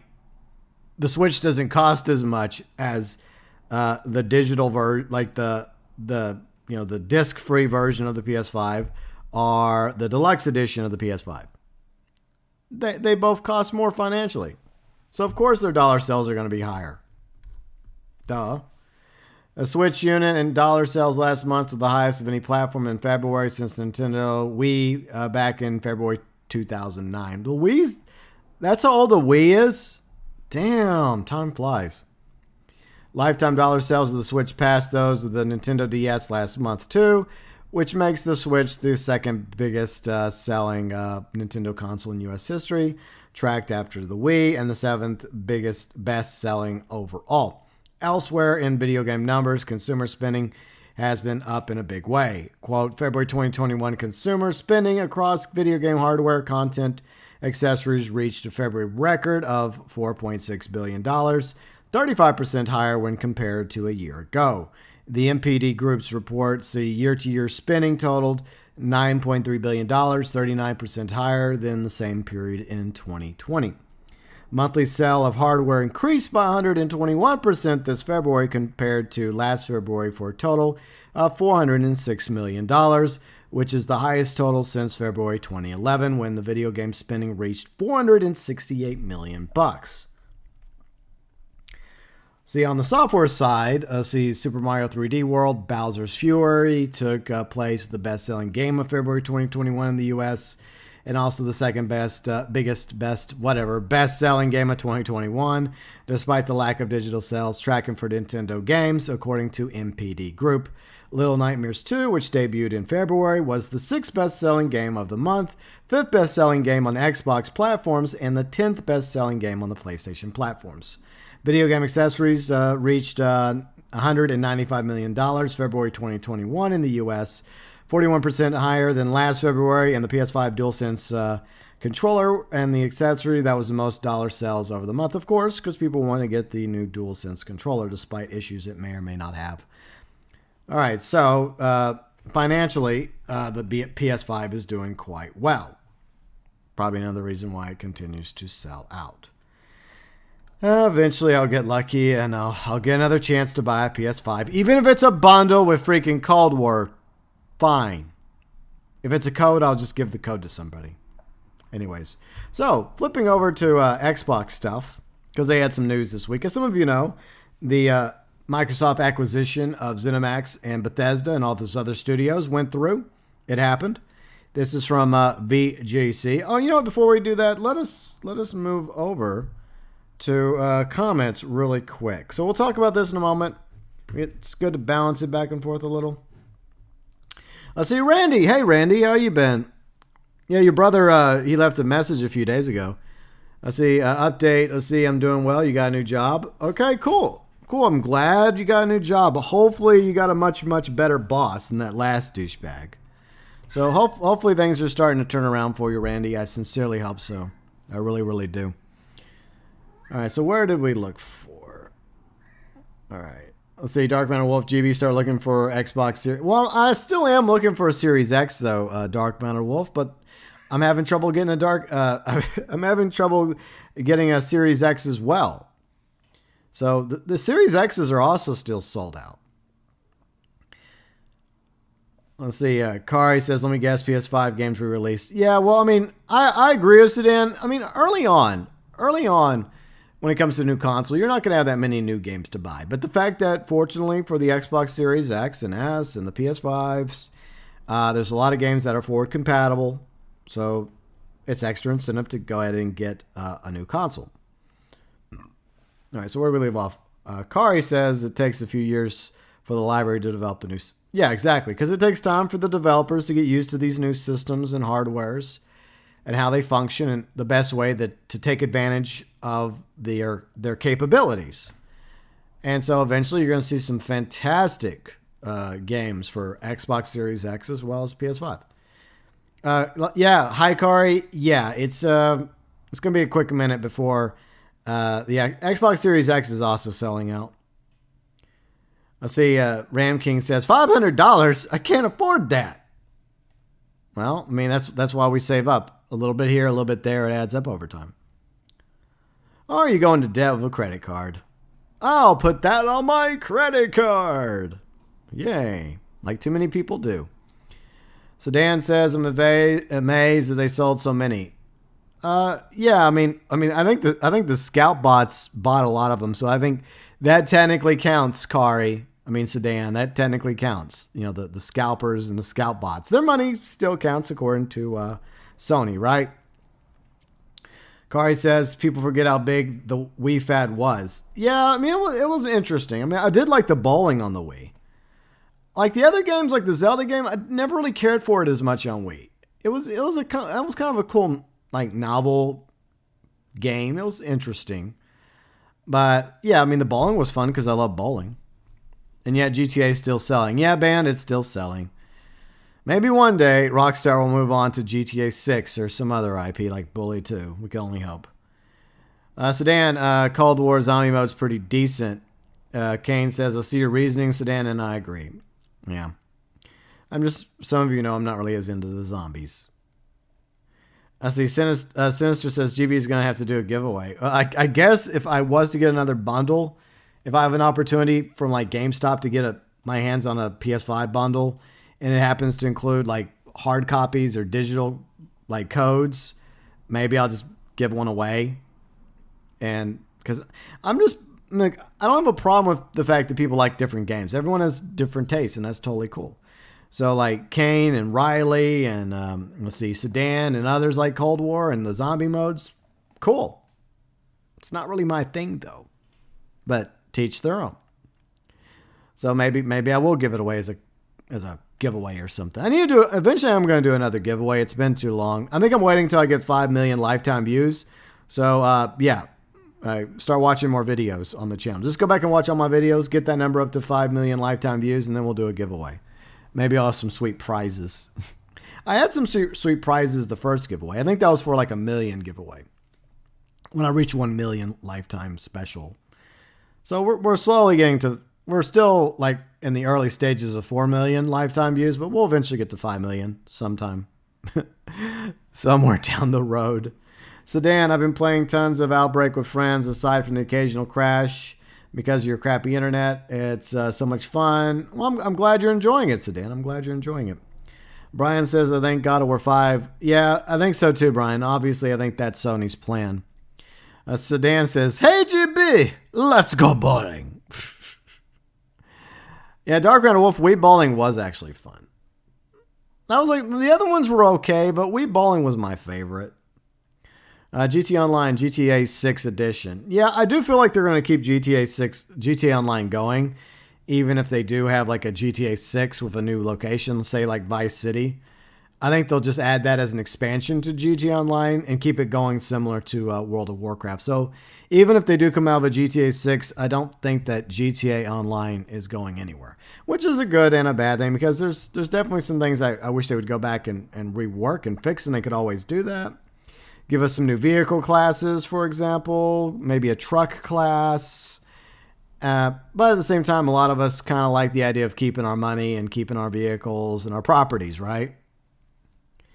Fat doesn't play Call of Duty anymore. Yeah, the last time I really got into Call of Duty, I mean, I did enjoy playing a little bit of Call of Duty World War II. I think we did like one stream of it where I played through the story mode, and then Kane and I teamed up to do a little bit of zombies. It was okay. But when I was really into the Call of Duty games was like back in the 2000s when they were first starting off and focusing on, ironically enough, World War II Call of Duty. So, well, that's because I'm kind of a history buff. Which are some of the channels we'll talk about in a minute. Because we will be talking about channels in the last few minutes of the stream. Channels that I'm looking forward to, that I enjoy watching. And some of them are not going to, I think I'm going to steer away from any gaming channels just to show you guys the other things I like to watch on YouTube. Kind of a day in the life of me, when I'm looking for content to watch. All right, so where did we leave off? Let's see, Ramking says I completely understand getting more expensive, but $500. I mean, a gaming PC is way more expensive, though, Ramking. Way more expensive. Sedan says, I'll rewatch the original giveaway video and relive the crushing blow of not winning. Like, I'm sorry, Sedan. I'm sorry. You did win a wrench, though, Sedan. You have a lovely wrench by your name. So, I mean, you won my friendship. Isn't that worth something to you? Gosh. Hikari says GTA 6 Online will be empty at first. I don't know. Like I said, Hikari, I feel like that they're just going to keep GTA Online going and just add like I feel like Cayo Perico was kind of like a test for an expansion, and then eventually they're going to add a legitimate expansion like say GTA 6's location, whether it's Vice City or Liberty City again or somewhere else entirely. Band says it's time to rise up against Rockstar. Good luck with that, Band. Good luck with that. Anyways, let's go back to Xbox news and we'll move on to the final segment of the stream. Kat, you're still guilty. You can keep protesting your innocence, but we know what you did. You're guilty. All right, so VGC, Xbox boss says Bethesda acquisition is all about delivering great exclusive games.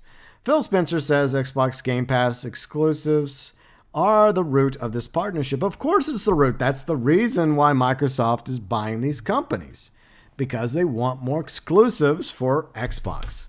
That just makes sense because Sony has a lot of developing studios like, Sucker Punch, which does Ghost of Tsushima. They got this like Naughty Dog, which does that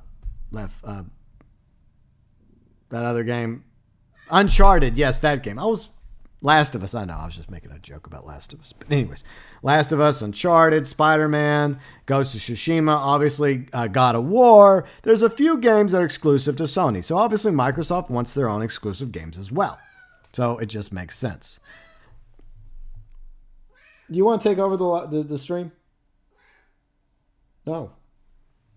She didn't want to take over. I don't know if y'all can hear her or not. But anyways, Microsoft has said that delivering exclusive games for platforms that support Xbox Game Pass was the primary reason it acquired Bethesda and its parent company ZeniMax Media.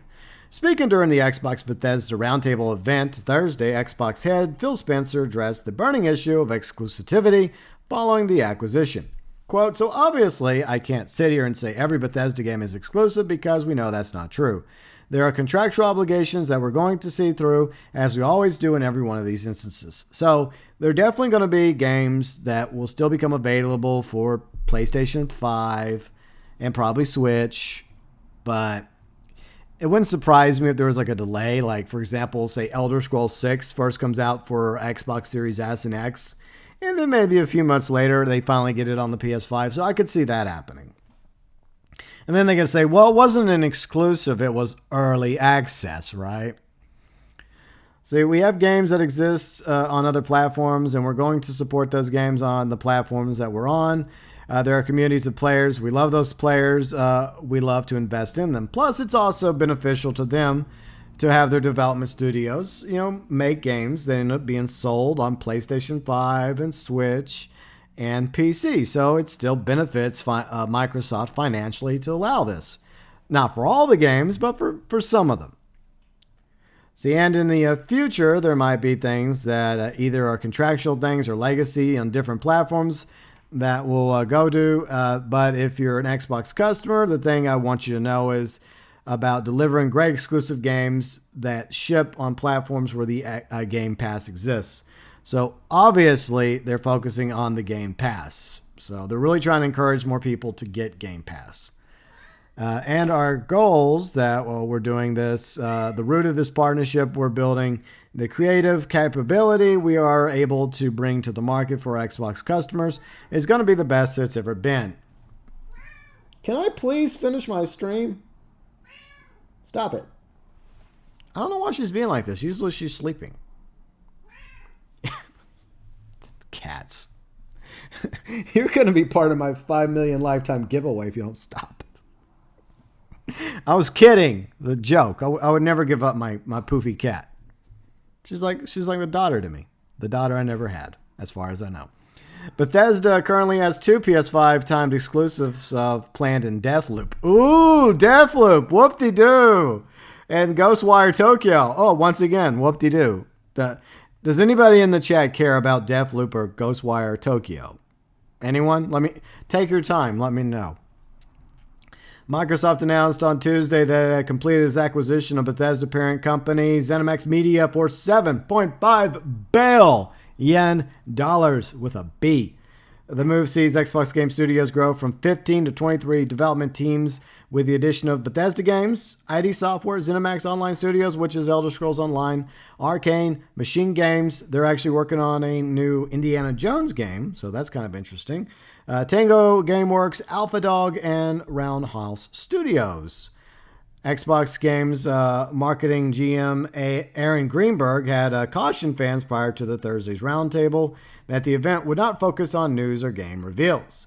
As during the event, when consumers will get some information on what the companies have been working together on, Bethesda Global Marketing Communications VP Aaron Losey said, we'll have something this summer. So you'll have to wait till the summer to see any teases and any information regarding future exclusive games to Xbox, courtesy of the new Bethesda ZeniMax takeover. It was announced during Thursday's roundtable that Xbox Game Pass will be home to 20 Bethesda Softworks games, and I think that's them right there. We'll look at them in just a second. Starting on March 12th, which is officially, today. Bethesda titles already available on Microsoft subscription service include Wolfenstein Youngblood. Okay. Elder Scrolls 5. Again. Elder Scrolls Online, Doom Eternal, Rage 2, Fallout New Vegas, Fallout 76, Dishonored 2. From tomorrow, the list will also include Legacy Doom, Elder Scrolls, and Fallout games, Dishonored Definitive Edition, Evil Within, and more. So here it is. These are the games that are now part of the Game Pass, in case anyone is interested. So the Dishonoreds, the Dooms, I believe that's like the original Dooms, right? These are the OG Dooms. Like, that's the very first Doom, which I played on my Super Nintendo many, many years ago. Doom 2, I didn't like Doom 2 as much. Doom 64, I don't know. And then Doom, that's Doom 3, right? So they have Doom Eternal, but they don't have the reboot to Doom. Where's the Doom reboot at? Anyways, Fallout New Vegas, Fallout 4, Fallout 76, along with the new updates, Still Dawn, Prey, Rage 2. Ooh, Morrowind. I would love to play Morrowind in Oblivion if they would update them. I would love to go back and play through them if they updated their graphics. I know at this point they might as well update Skyrim's graphics too, right? Right. They probably will. Elder Scrolls Online, Evil Within, Wolfenstein, The New Order, Old Blood, Young Blood, Old and New. Okay. So those are all the games coming. I think they're already available as of today for players that have Game Pass through the Xbox. So, thought I'd throw in some Xbox news along with the PlayStation news. To be fair, so that's the big to do going on with those games. Okay, so let's read over your chat. My cat always wants attention, Brian. She's like, no matter what I do, She always wants attention. I feed her. I take care of her. I clean her litter box. I spend time with her. And yet, if I neglect her for only, say, 2 hours, oh no, it's the end of the world. Okay, where did we leave off? Welcome back, Kane.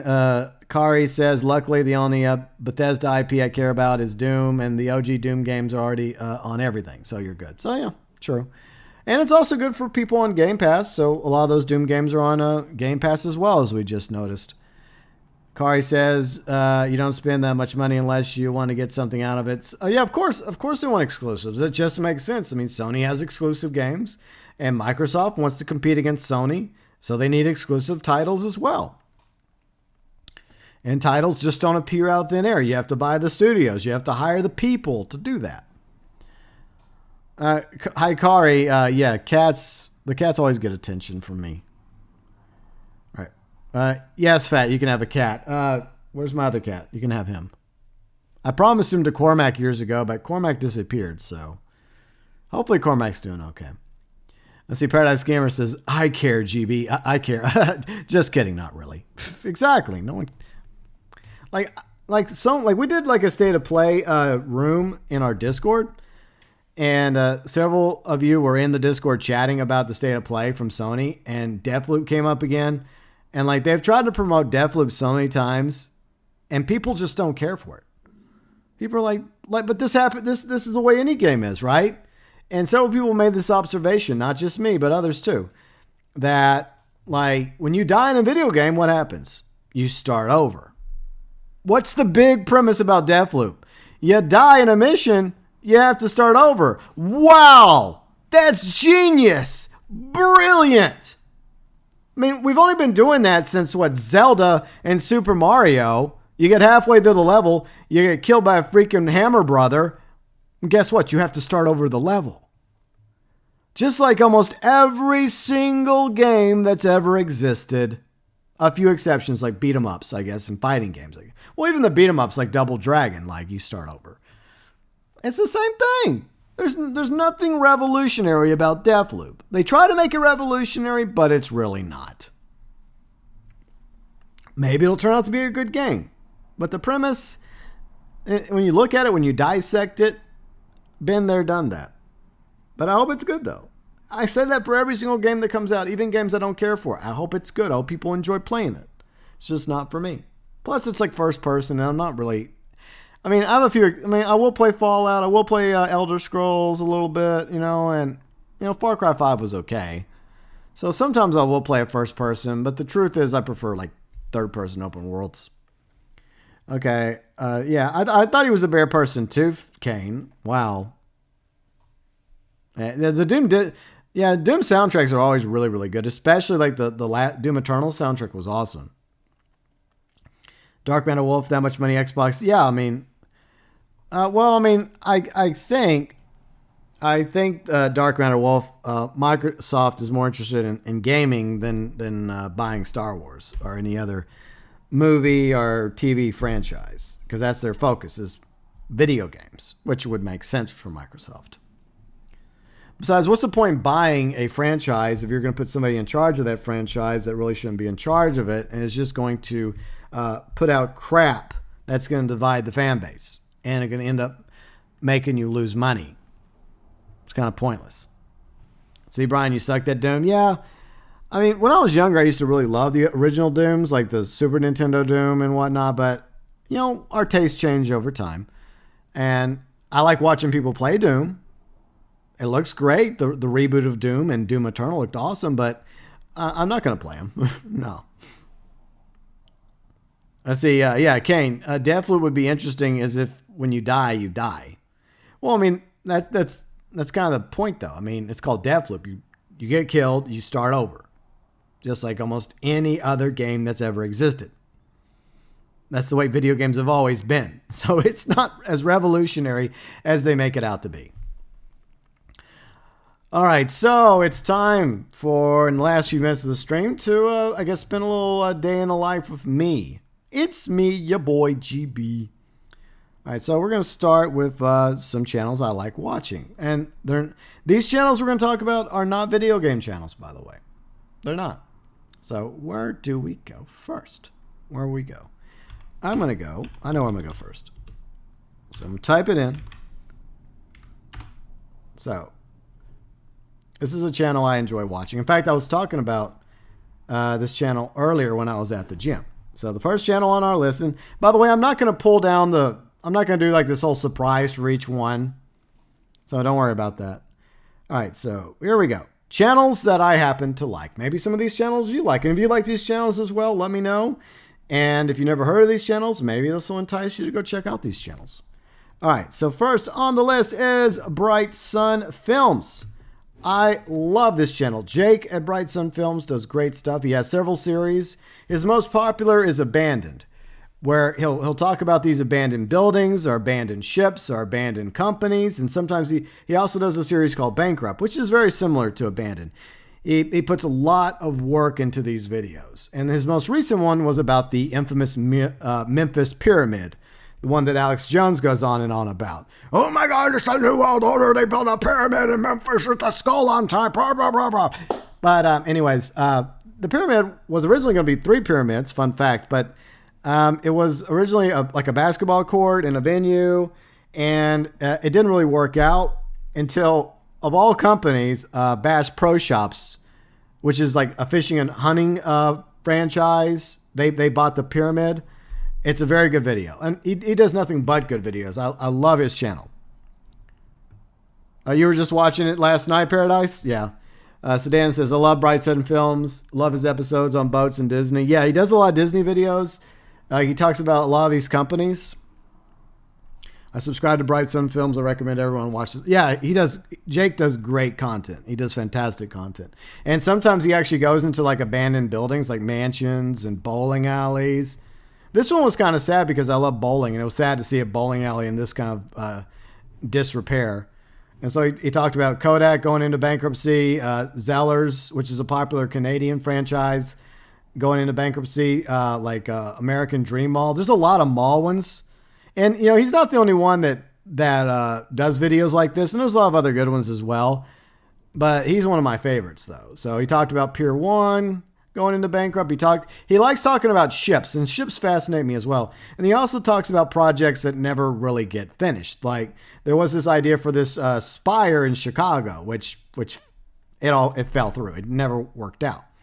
And there's a lot of stuff about Disney, the Andrea Doria, and he has so many great channels. He talks about GM going bankrupt, Wow Air going bankrupt. I never heard about Wow Air. He also does this cancel series about some movies every now and then. Yeah, if you watch Independence Resurrection, there's never going to be another Independence movie. That's not happening.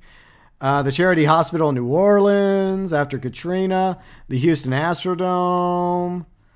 I mean, he talks like TWA and some more Disney stuff, some more ships. I mean, this is a fantastic channel. I highly recommend you all check out Bright Sun Films. This is another great channel you all should check out. Okay, so next on my list, let me think. Oh. I'm going to go to one that I subscribe to. I do a terrible job when it comes to channels I subscribe to or don't subscribe to. So the next channel I want to talk about is Bedtime Stories. But first I'll read over y'all's comments real quick. Okay. But yeah, I love Bright Sun Films. I love channels like that talk about things that have been canceled or abandoned or companies that have gone under into bankruptcy, because it fascinates me, the mistakes these executives, these suits at the top of the ivory towers of these corporations make over and over again. And they get rewarded with 7-8 figures a year money and golden parachutes. And the people at the bottom, they always suffer. They're the ones that get let go. It's such bullshit. Pisses me off. But love the channel. Love Bright Sun Films. Highly recommend it if you're into that sort of thing. All right, so where did we leave off? Oh, you need to... Yeah, the Memphis Pyramid episode was really good, Sedan. I watched it the other night. It was pretty good. See, Fat says and subscribed. Okay, I read that. Paradise Gamer says, fun fact, Dude Perfect did a video about the pyramid. Oh, he did? Okay, cool. He documented his experience with Hurricane Irma at Disney World. Nice. Sedan says, I love throwing on this channel while fishing and Reddit online. Yeah, there's definitely... Dude, I do this... Sedan, I do the same thing. Well, not just fishing, but if I'm doing dailies and I'm not hanging out with, say, Red or Riley or somebody else at night, and I just want to get some dailies done real quick, I don't do it to keep the streak going. I just do it out of boredom if I have nothing else going on. I'll have like some of these channels on, and I'll be watching either a live stream or I'll just be listening to one of their videos. I'll have it on the second monitor over here while I'm watching this one, while I'm playing on this main monitor. Riley, yeah, check out Bright Sun Films. Great channel. I hope everyone checks out their channel. Destiny Fox, what's up, Destiny Fox? I hope you're enjoying your PlayStation 5. Okay, so the next channel we're going to talk about is a channel I actually subscribe to. And the truth is, I should actually subscribe to some of these channels I'm going to talk about, but I don't know why. I guess I just don't like the subscriber section being too large. So that's why some of these channels I may mention, I'm not subscribed to on the main channel, and on other channels I may be subscribed to, like my Burns Report. I may use that to subscribe. Okay, so the next channel, I do promote this in Brian's room. He has a room in Discord called Horror House because he likes to put horror stories from YouTube channels into Horror House, and I started doing it as well. And this is a channel I told Riley about a while back, but she wasn't interested in. But it's a channel I found out about like a month ago, and I just binged through it like crazy. Like literally, I binged through this shit. It was so good. And I think the first video I came across, which one was? I forgot what it was. But anyways, Bedtime Stories is another great channel. If you love like supernatural stories, horror stories, ghost stories, they have great artwork. I mean, most of it's in black and white, but the artwork looks fantastic. The narration is great. It's so eerie. They use the right music. They use the right sound. And they put out videos like at least 1 or 2 videos a month. So it's like, at least you prefer sleeping, Sedan. Okay. I get it. It's not for everybody, but I absolutely love these episodes. These are fantastic. And what I like is they'll tell the story in a very riveting way that really like pulls you in. And then near the end of the story, they'll offer a little conjecture, right, about whether or not they think it was true or not. And then at the end of the day, one thing I really love is they basically leave it to you, the viewer, to decide, right? Did this actually happen, or is this a bunch of BS?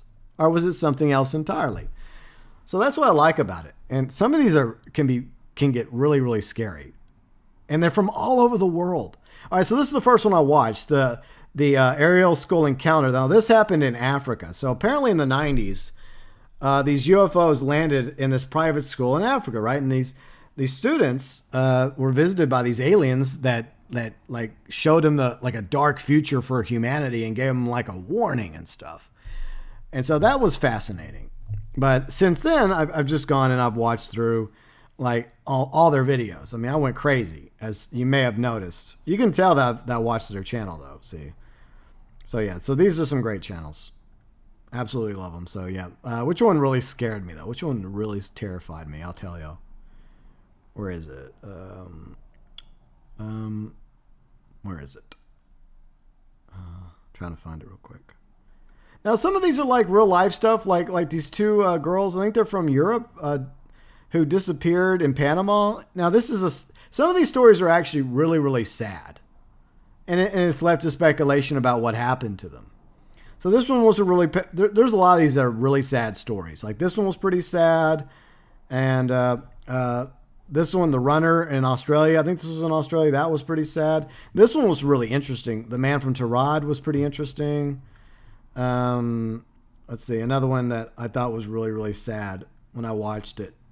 It wasn't scary. It was a sad story. And I guess it's kind of like one of those stories that just makes you learn to try and appreciate things a little bit more.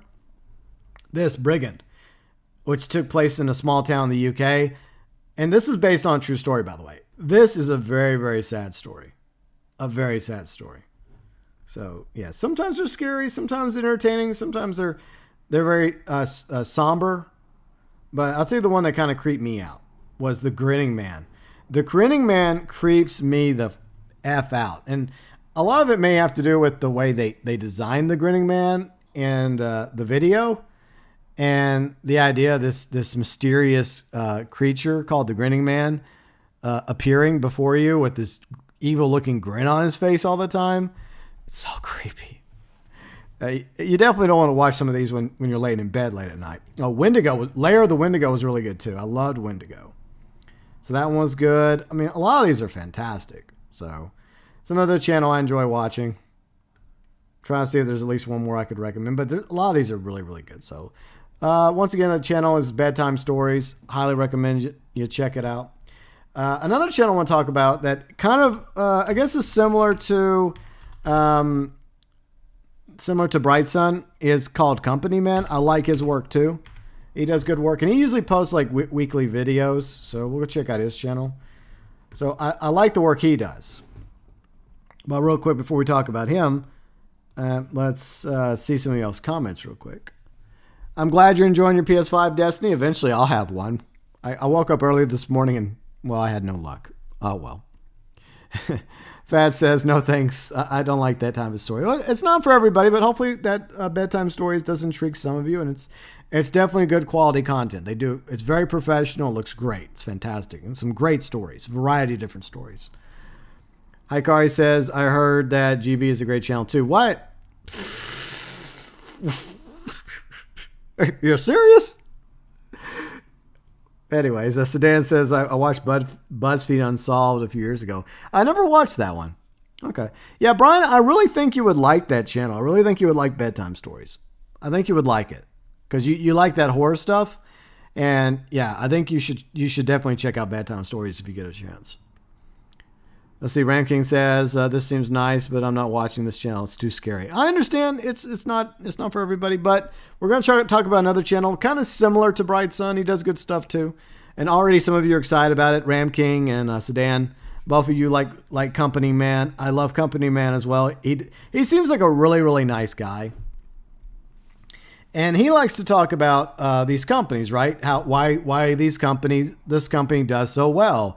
Why they're so popular, why they're so hated, the rise and fall and rise again of this company. And he goes to, and one thing I guess I really enjoy about this is history. And I guess we'll talk about a few history channels as well, because this will be a good segue, is like, I like to know where these companies started, right? Their humble beginnings, like from being a small store to expanding to several chains, the original name of some of these companies. And a lot of these are very good videos. He does a great job. Plus they're not too long. So yeah, what happened to you? Yahoo! Fun fact, I still use Yahoo. Yahoo! Uber scandal. And see, what happened to Cartoon Network? The rise and fall of Chipotle, Hertz. The rise and fall of Boeing. Some of these I need to go back and actually watch. Chick-fil-A, why they're successful. I need to watch, damn it. No, I did watch that one. Okay. It's because of the background. Sonic, rise and fall. Bank of America, why they're hated. Phrase, what happened to fries. Pez, switching industries. I watched this Apple. I'm not really an Applebee's fan, to be honest. I mean, last time I ate there was years ago. It was a date I went on, and the food sucked, and that was the last time I decided I would ever eat at Applebee's. So, ugh. Motorola, switching industries. So, if you're into like the history of some of these companies and decisions, like how these companies started, what the original names might have been, and some of these companies didn't even start out as the companies that they are now. They had different names. They sold different products. Eventually, they changed. Some of them are owned by corporations. Some of them are, believe it or not, some of these companies are actually still family owned and still private. And you can always see with the companies that fall, how the mistakes they made, they weren't ahead of the curve. They didn't change with the times, like with the age of the internet. Some of these companies fell because they didn't change with the times of the internet. They were too slow to get their website up, and compete with, say, Amazon. They focused too much on the brick and mortar when the brick and mortar was kind of going the way of the dinosaur. And then you just had people that were running these companies, some of these corporate suits that really didn't know what the hell they were doing. And a lot of these companies were bought in debt and sold in debt. And you could just see you can see in a lot of these videos a theme. And this is, I guess, another reason why I low-key like these videos is my hatred for corporations. I don't mind that they exist. I just feel like they've gotten too powerful over the years. And you can see where corporations have caused more harm than good, and how a lot of these people that run these corporations are not exactly very good with money and finances. And a lot of them end up going into debt. And eventually, it's only a matter of time before a lot of these companies are sold. Their assets are sold. They're spun off. They're bought by other companies. And a lot of them end up going bankrupt and rebranding. And it just goes on and on. But Yeah, Company Man is definitely another channel I enjoy watching once a week. I think they do weekly videos. He tries to at least get one video out a week. So, yeah, I also love watching the Company Man. He makes great content as well. For those of you into that kind of stuff. All right, so next, let's see. Sedan says Company Man is also pretty awesome, but every time I watch the restaurant video, I end up hungry. You're still sad Cece's went bankrupt? Oh, I'm not a Cece's fan though, Sedan. I think in the video he mentions how they're trying to once again rebrand Cece's. I mean, there is a Cece's like right up the street from my house, I think. But I'm just not a Cece's fan. I've eaten there before, but it's cheap pizza, but that's another thing I like. I like the fact he doesn't judge, right? Because there's a lot of these companies he talks about that sell cheap products. I mean, he does mention it. But he doesn't do it in a negative way, like, oh, they sell shit pizza, they sell crap. No, he does it in a more like humble way, like, yeah, they sell pizza that people that are lower income can afford, and he does it from a very humble point of view and a very considerate point of view towards the viewer and subscriber, understanding that there are some viewers and subscribers that like Cece's that maybe can't afford to go eat somewhere else. So he does seem like the type of guy that tries to play nice. Sometimes I wish he wouldn't play nice. Sometimes he does get, like the Why They're Hated videos, you can see sometimes he does go in a little bit harder, but he usually does seem to be pretty fair. Syndicate, Cece's is aight, the spinach peach is the bomb though. Okay. Well, look, if you like Cece's, that's fine. It's not really my thing, just like Applebee's. Speaking of Applebee's, Dark MatterWolf, Applebee's is a date killer in my opinion. Yeah. The date was going bad anyways. I regretted it before the date was over. I'm like, yeah, I'm not going out with her again. But it was, at the very least, you want to at least have a nice meal, right? Yeah, that meal sucked. For one thing, it took forever for them to get our order, and the order was like kind of like average at best. But that's Applebee's for you. Sedan says you don't need fancy pizza to make great memories. Okay, yeah, I mean that's true, Sedan. But I like nice pizza. I like a really nice, delicious, quality slice of pie. Ramking says Coca-Cola was actually started by, you guessed it, selling soda with... Yeah, I know. Yeah. Fat says, imagine if Gordon Ramsay would review... Yeah. Where's the lamb sauce? Okay. So we'll talk about a few, a few history channels I like, and then we'll call it a day. These are not all the channels, so this may be an ongoing thing I do on the channel when it comes to the GBcast. All right. So we'll talk about the one channel I do subscribe to because I think he does phenomenal work. And I like the content he does. Now, him and Monsieur Z are the top two alternative history channels, and they both do great content, by the way. So MZ does great content. But Cody at Alternate History Hub, he is where the whole craze of Alternate History channel really, he kind of started the whole thing.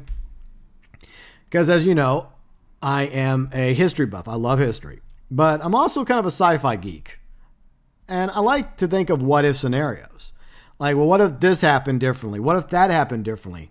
Now, this guy named Cody, he had that idea many, many years ago. And he's made it a successful YouTube channel with nearly 2 million views. And he makes great content. He is a history buff, and he's very entertaining. He does all the artwork himself. He learned how to do all this, the graphics, the art, and the script writing. He narrates it. I mean, he does it all basically. And he's got a fucking hilarious sense of humor. I mean, when it comes to humor, right, it's subjective. Either you get it or you don't get it. But I love his humor. I love his style. He's great. His content is fantastic. And anytime he has a video come up, and it's not like maybe once a month he'll put out a video because he puts a lot of time working on these videos, but he does a great job. And I always enjoy his content. And he had a new one, like National Anthems. This one was fascinating. This was kind of like a little side thing he just threw up yesterday. And I still watched it. I still enjoyed it. Yeah, Armchair Historian. I'm going to talk about Armchair Historian in a second, Syndicate. Absolutely. Brian says, GB says, never take your date to Applebee's. Yeah, that's good advice. So, Dan, the only thing better than history is alternative history. Yeah, exactly. So if you like history and you want some what-if scenarios about what if Rome never existed, or let's see, what if Trump was never elected president? I'm sure a lot of you probably would have liked that. Me, I'm kind of indifferent because I didn't like Hillary or Trump at the time. I felt like we were going to lose either way. Like what if the snap actually happened? So sometimes he does like he does fictional history as well and does like an alternative version of it. So he's got a few really good videos over the years. I mean, there's a lot of content here for any of you interested in that. So other history channels, I'll go ahead and get Armchair Historian out of the way as well, because him and Cody and other historians are doing their own thing to combat YouTube. Because an issue that a lot of the history channels have is that YouTube doesn't like them very much. Like, let's see, Armchair Historian, he's been spearheading his own channel, his own website. What armchairhistorian.com, I'm surprised he doesn't have it. Okay, I think we're back. A little hiccup from the internet. Okay, let me know if we're back. Yep, stream hiccup, we're back. Give me a chance to drink some smoothie action. Let me know where okay, so Armchair Historian and other historian YouTubers like Cody over at Alt History Hub and a few others are trying to do their own thing. And that's because YouTube is not very nice or kind when it comes to the history channels. Even though they do their research, right? These guys do their research on these topics. They take the topics very seriously that they cover, whether it's Armchair Historian or Cody at Alt History Hub or some of the others. I'm not going to go over all the history channels, just a few I happen to personally enjoy. There's others as well. But unfortunately, a lot of their videos get shadow banned. Some of them don't even get monetized because they talk about, things throughout history that are, not exactly PC, but they're still history. But Armchair Historian, the production that his group does is really, really good. So if you like history, I would definitely recommend Armchair Historian. His work has gotten better as well throughout the years, and he does a very good job. But it's not just him. He also has a team that makes the content. And you can also tell that, just like Cody, he's very, very passionate about history. Oversimplified? Yeah, Oversimplified's good too, Ramking. I'm going to move on first to History Matters. I got to talk about History Matters. I love History Matters. It's such a good channel. So, History Matters. But Oversimplified does good stuff too. It just takes him a while to make a video, right? So, History Matters. Now, this dude, he lives in the UK. He's hilarious. He makes these short videos, right? Going over like these events throughout history, and he tries to explain it with animation and with humor as quickly and to the point as possible. And that's what a lot of people like about him. Why does Britain own Gibraltar? Why didn't Russia scramble Africa? How did Britain get nukes? Why? Let's see. There's so many other ones, and all these are freaking hilarious. Not only educational, but they're hilarious. So they entertain you, they inform you, they might even make you laugh, and they don't take up too much of your time. So History Matters does great content too. Like, why didn't Japan bomb Pearl Harbor? Why does Britain doesn't have an emperor? So he goes over a lot of these interesting topics I never would have thought of, But why didn't the USSR eat Finland? He comes up with these interesting titles as well.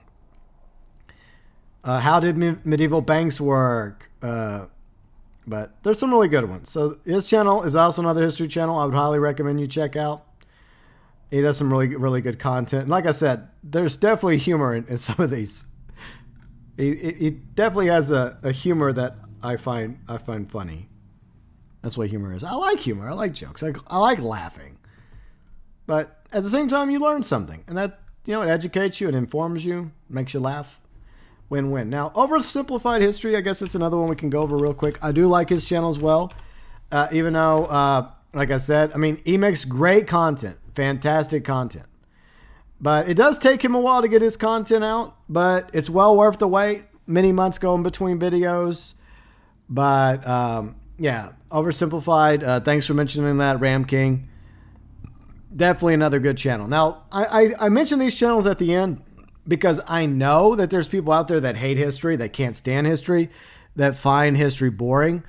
But if you go to the right person, right, say a content creator like Cody at Alternate History Hub, or, he does throw some real life history stuff in there too of his what if scenarios. So you are learning history while at the same time enjoying some fanfics like what if stuff. Our Armchair Historian, our History Matters, or in this case, Oversimplified. yeah, you're actually being entertained and you're actually learning about history at the same time. Even if history is not really your forte, the way they wrap up these like these historical events in a story narrative with animation and humor, it really does serve a purpose. It entertains the audience. At the same time, it educates the audience. Even people out there that may not like history, that may find history boring. And I've never found history boring. In fact, in high school, it was like the only class I was making an A in, because I was barely paying attention in high school. I mean, it's not like I sucked in school except for algebra and geometry, but I just, I wasn't the best student. That's my fault. I didn't study hard enough. I should have studied better. But the one class I was always passionate about was history. I love history. Absolutely love history. Fantastic. So yeah, history. I think history is important. I think it's very important. And unfortunately, a lot of people trash history. But there's a right way and a wrong way to learn about history. And I get it. Some people don't want to sit in a classroom, be lectured to. I get that. I hate that as well, especially if the teacher doesn't do a good enough job. I mean, because it can be a win or a lose depending on the teacher. But I think that going through YouTube and a lot of these really, really good channels really does pique your interest in a specific subject. So if you're taking history, right, you're in high school or college right now or middle school, and there's like a specific like British history or World War II or World War I or ancient Egypt or Greece, Africa, China, American history. You get the idea. And you're just struggling with it, right? You're struggling. Well, fortunately for you, YouTube does have a lot of information out there. And they code it in a very educational way. It's like putting, I don't know what, maybe like a strawberry and they cover it with chocolate. Okay, strawberry is good for you, but I mean, strawberry by itself is still tasty. I'm trying to think of a better analogy. Maybe like walnuts. Okay, I don't like eating walnuts, okay, but walnuts are good for you. Now, I eat walnuts straight up because I've gotten used to it by now. But some people kind of want chocolate covering their walnuts in order to make them taste a little better. That's kind of the way I look at it. Like the walnut is history, right? The walnut is history. The chocolate is the entertainment aspect that the channels that make this historical content provide for you. And that's what I enjoy about it. Now, there's other channels that I do like, but I think this is a good segue to wrapping up the stream today. But there's plenty more that I like. But we'll save that for another time. But we'll go over some comments before we wrap up the stream. All right, where did we leave off? Let's see. Ramking says, oversimplified is such a great history channel. I agree. And you know what? I appreciate the fact that they take their sweet time making the content. I really, really do. I think that's a good idea. So, yeah.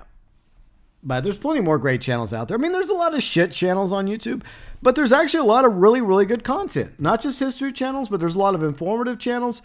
Like, for example, whenever I was changing a shower head in one of my bathrooms, I actually went to go watch a YouTube video that walked me through how to change a shower head. Or when it comes to my video editing, I learned my video editing by watching other people giving tutorials on YouTube about video editing. Or Photoshop. You know, I got better at Photoshop because of YouTube videos from other content creators that were passionate about that specific subject. So YouTube, it's easily, in my opinion, one of the best social media platforms we have, despite its flaws. All right, so where do we leave off?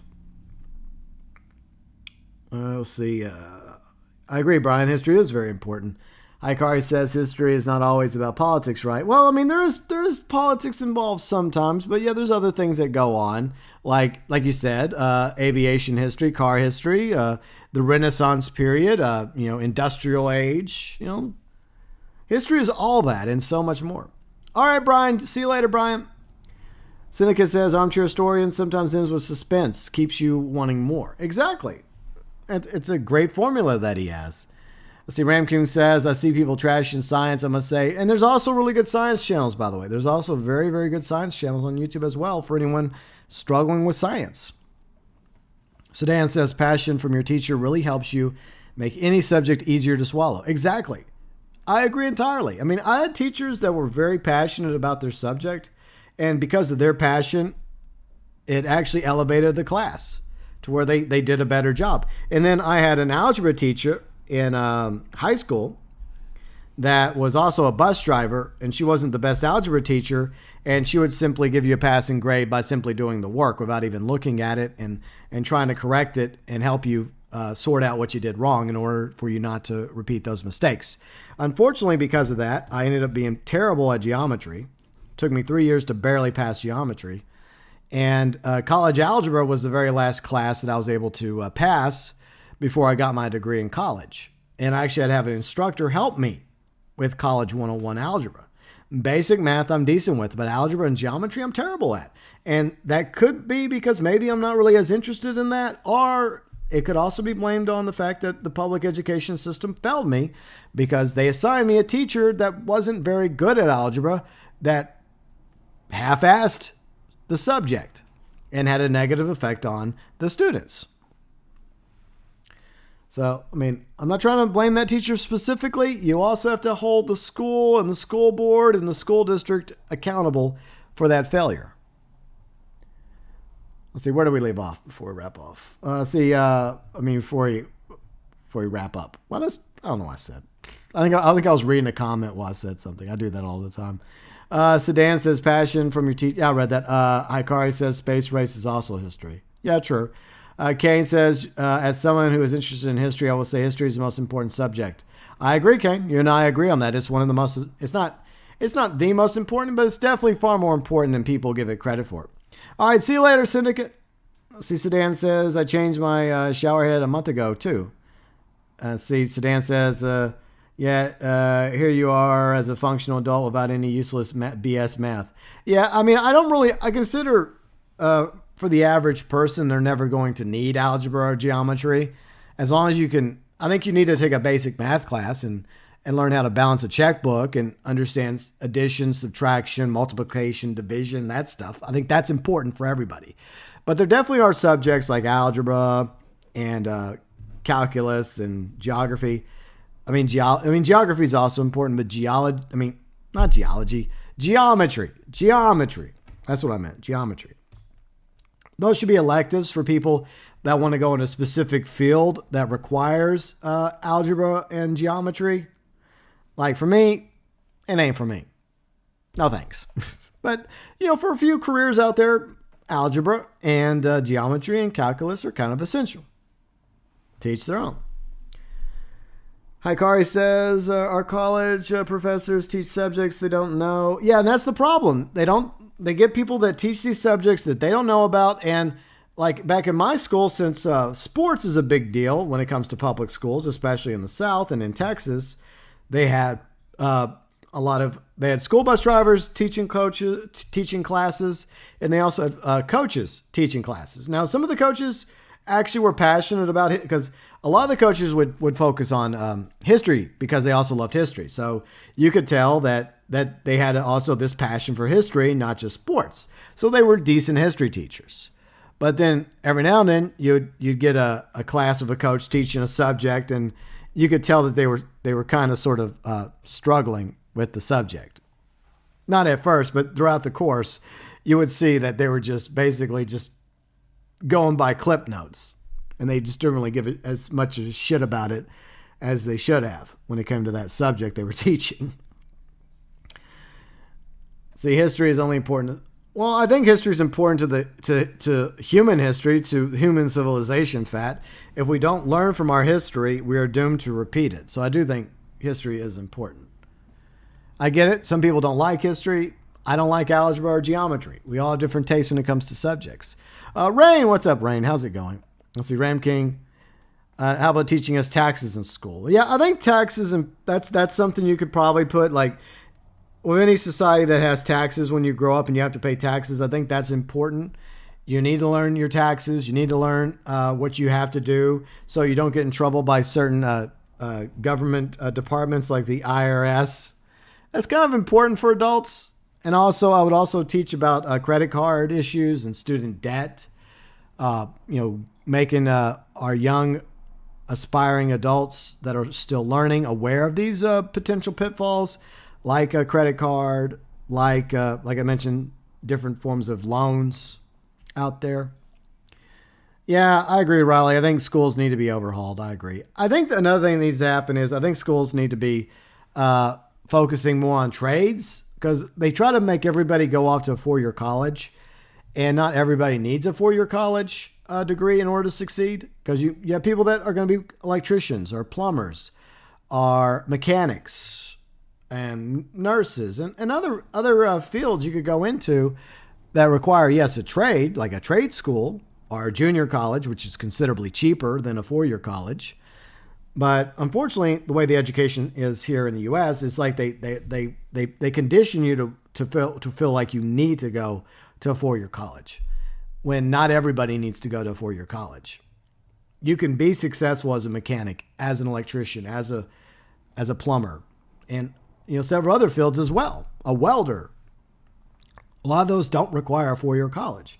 So I think that's what we have to get back to. We have to get back to promoting like on-the-job training in high school, back to shop class, and encouraging kids to if there's something they'd rather do than go to a 4-year college. If you have an interest in air conditioning and heating, then maybe you should go into that. There's always business there. Or plumbing, people like to go into the plumbing industry. Or mechanics, people that love working on cars. All right, see you later, Kane. Yeah, I'm about to wrap up my stream as well. I'm about to wrap it up.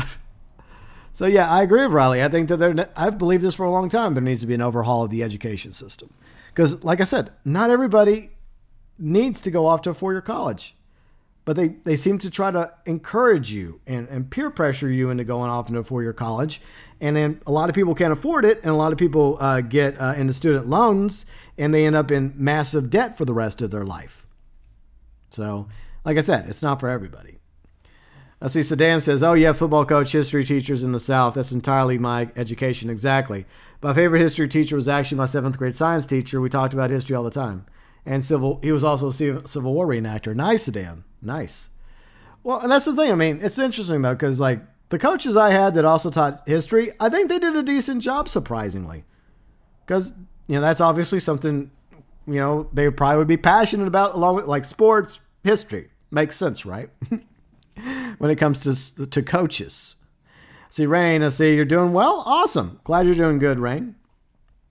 Sedan says, if you educate them about not making financial mistakes, then the financial institution collapses. Exactly.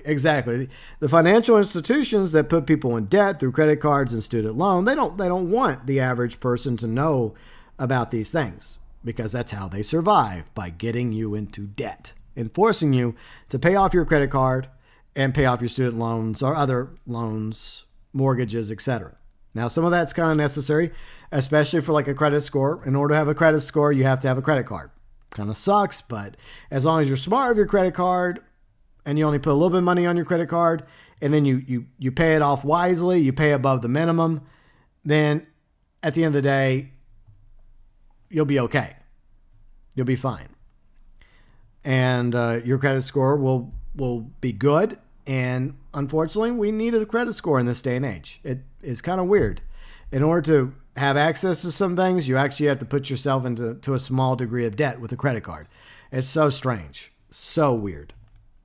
There was a time when you were actually encouraged to make money and save money and be physically responsible. That's the way I was taught by my papaw, by the way. All right, let's see. Ban says, you paid $500 for the vaccine? Why? Isn't the government paying for it technically? Okay, Band. As they say, you do you. Anyways, I think that's enough for today. I think it was a good stream. I mean, there really wasn't much going on news today, but I think we made the most of it. We had a good time. We hanged out. A lot of back and forth between us.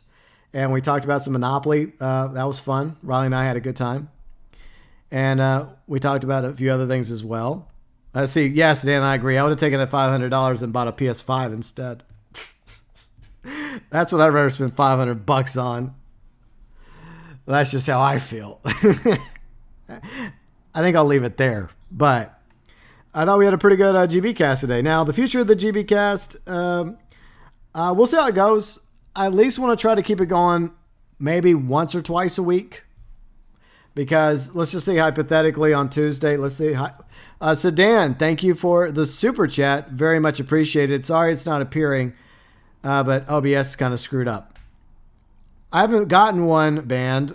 I'm not going to get one for a while, but I don't want to talk about it. That's a different subject. I'm trying to wrap up the stream. But I think people can get theirs for free. I don't even want to talk about that subject. Can we wrap up the stream, please? Please. Thanks. Anyway, so good stream today. We just talked about channels I liked. Playing Monopoly with Riley last night, even though we live thousands of miles away. I think it worked out quite well for her. And then me having to wake up early in the morning because Boring Streamer told me that the best time for me to log into the websites like Target, Best Buy, as well as Amazon and GameStop were in the morning when it comes to potentially getting a PS5. Well, that didn't work out for me. Maybe next week, right? Anyways, so there may or may not be a Diablo 2 stream later tonight. So maybe later tonight there may be a Diablo 2 stream. We'll see. No promises. However, there will be Red Dead Online streams, even though I'm getting pretty pissed off at Red Dead Online right now. I have my reasons. I think most of you can sympathize with that. So PS4 Red Dead Online stream Saturday, Xbox One Red Dead Online stream Sunday as usual. And I hope that we have a Monday GB cast. We may, but depending on what happens Tuesday with Red Dead Online, we may be focusing on Red Dead Online on Wednesday and Friday, but we'll see. I'm guessing that they're going to roll out Outlaw Pass 5 on Tuesday, as well as maybe a trader expansion. We'll see. A quasi faux update, if you will. But we'll see what happens on Tuesday. And as always, I do cover the event weeks. Maybe I'll do a Tuesday stream covering what happens on Tuesday, depending on what it happens to be.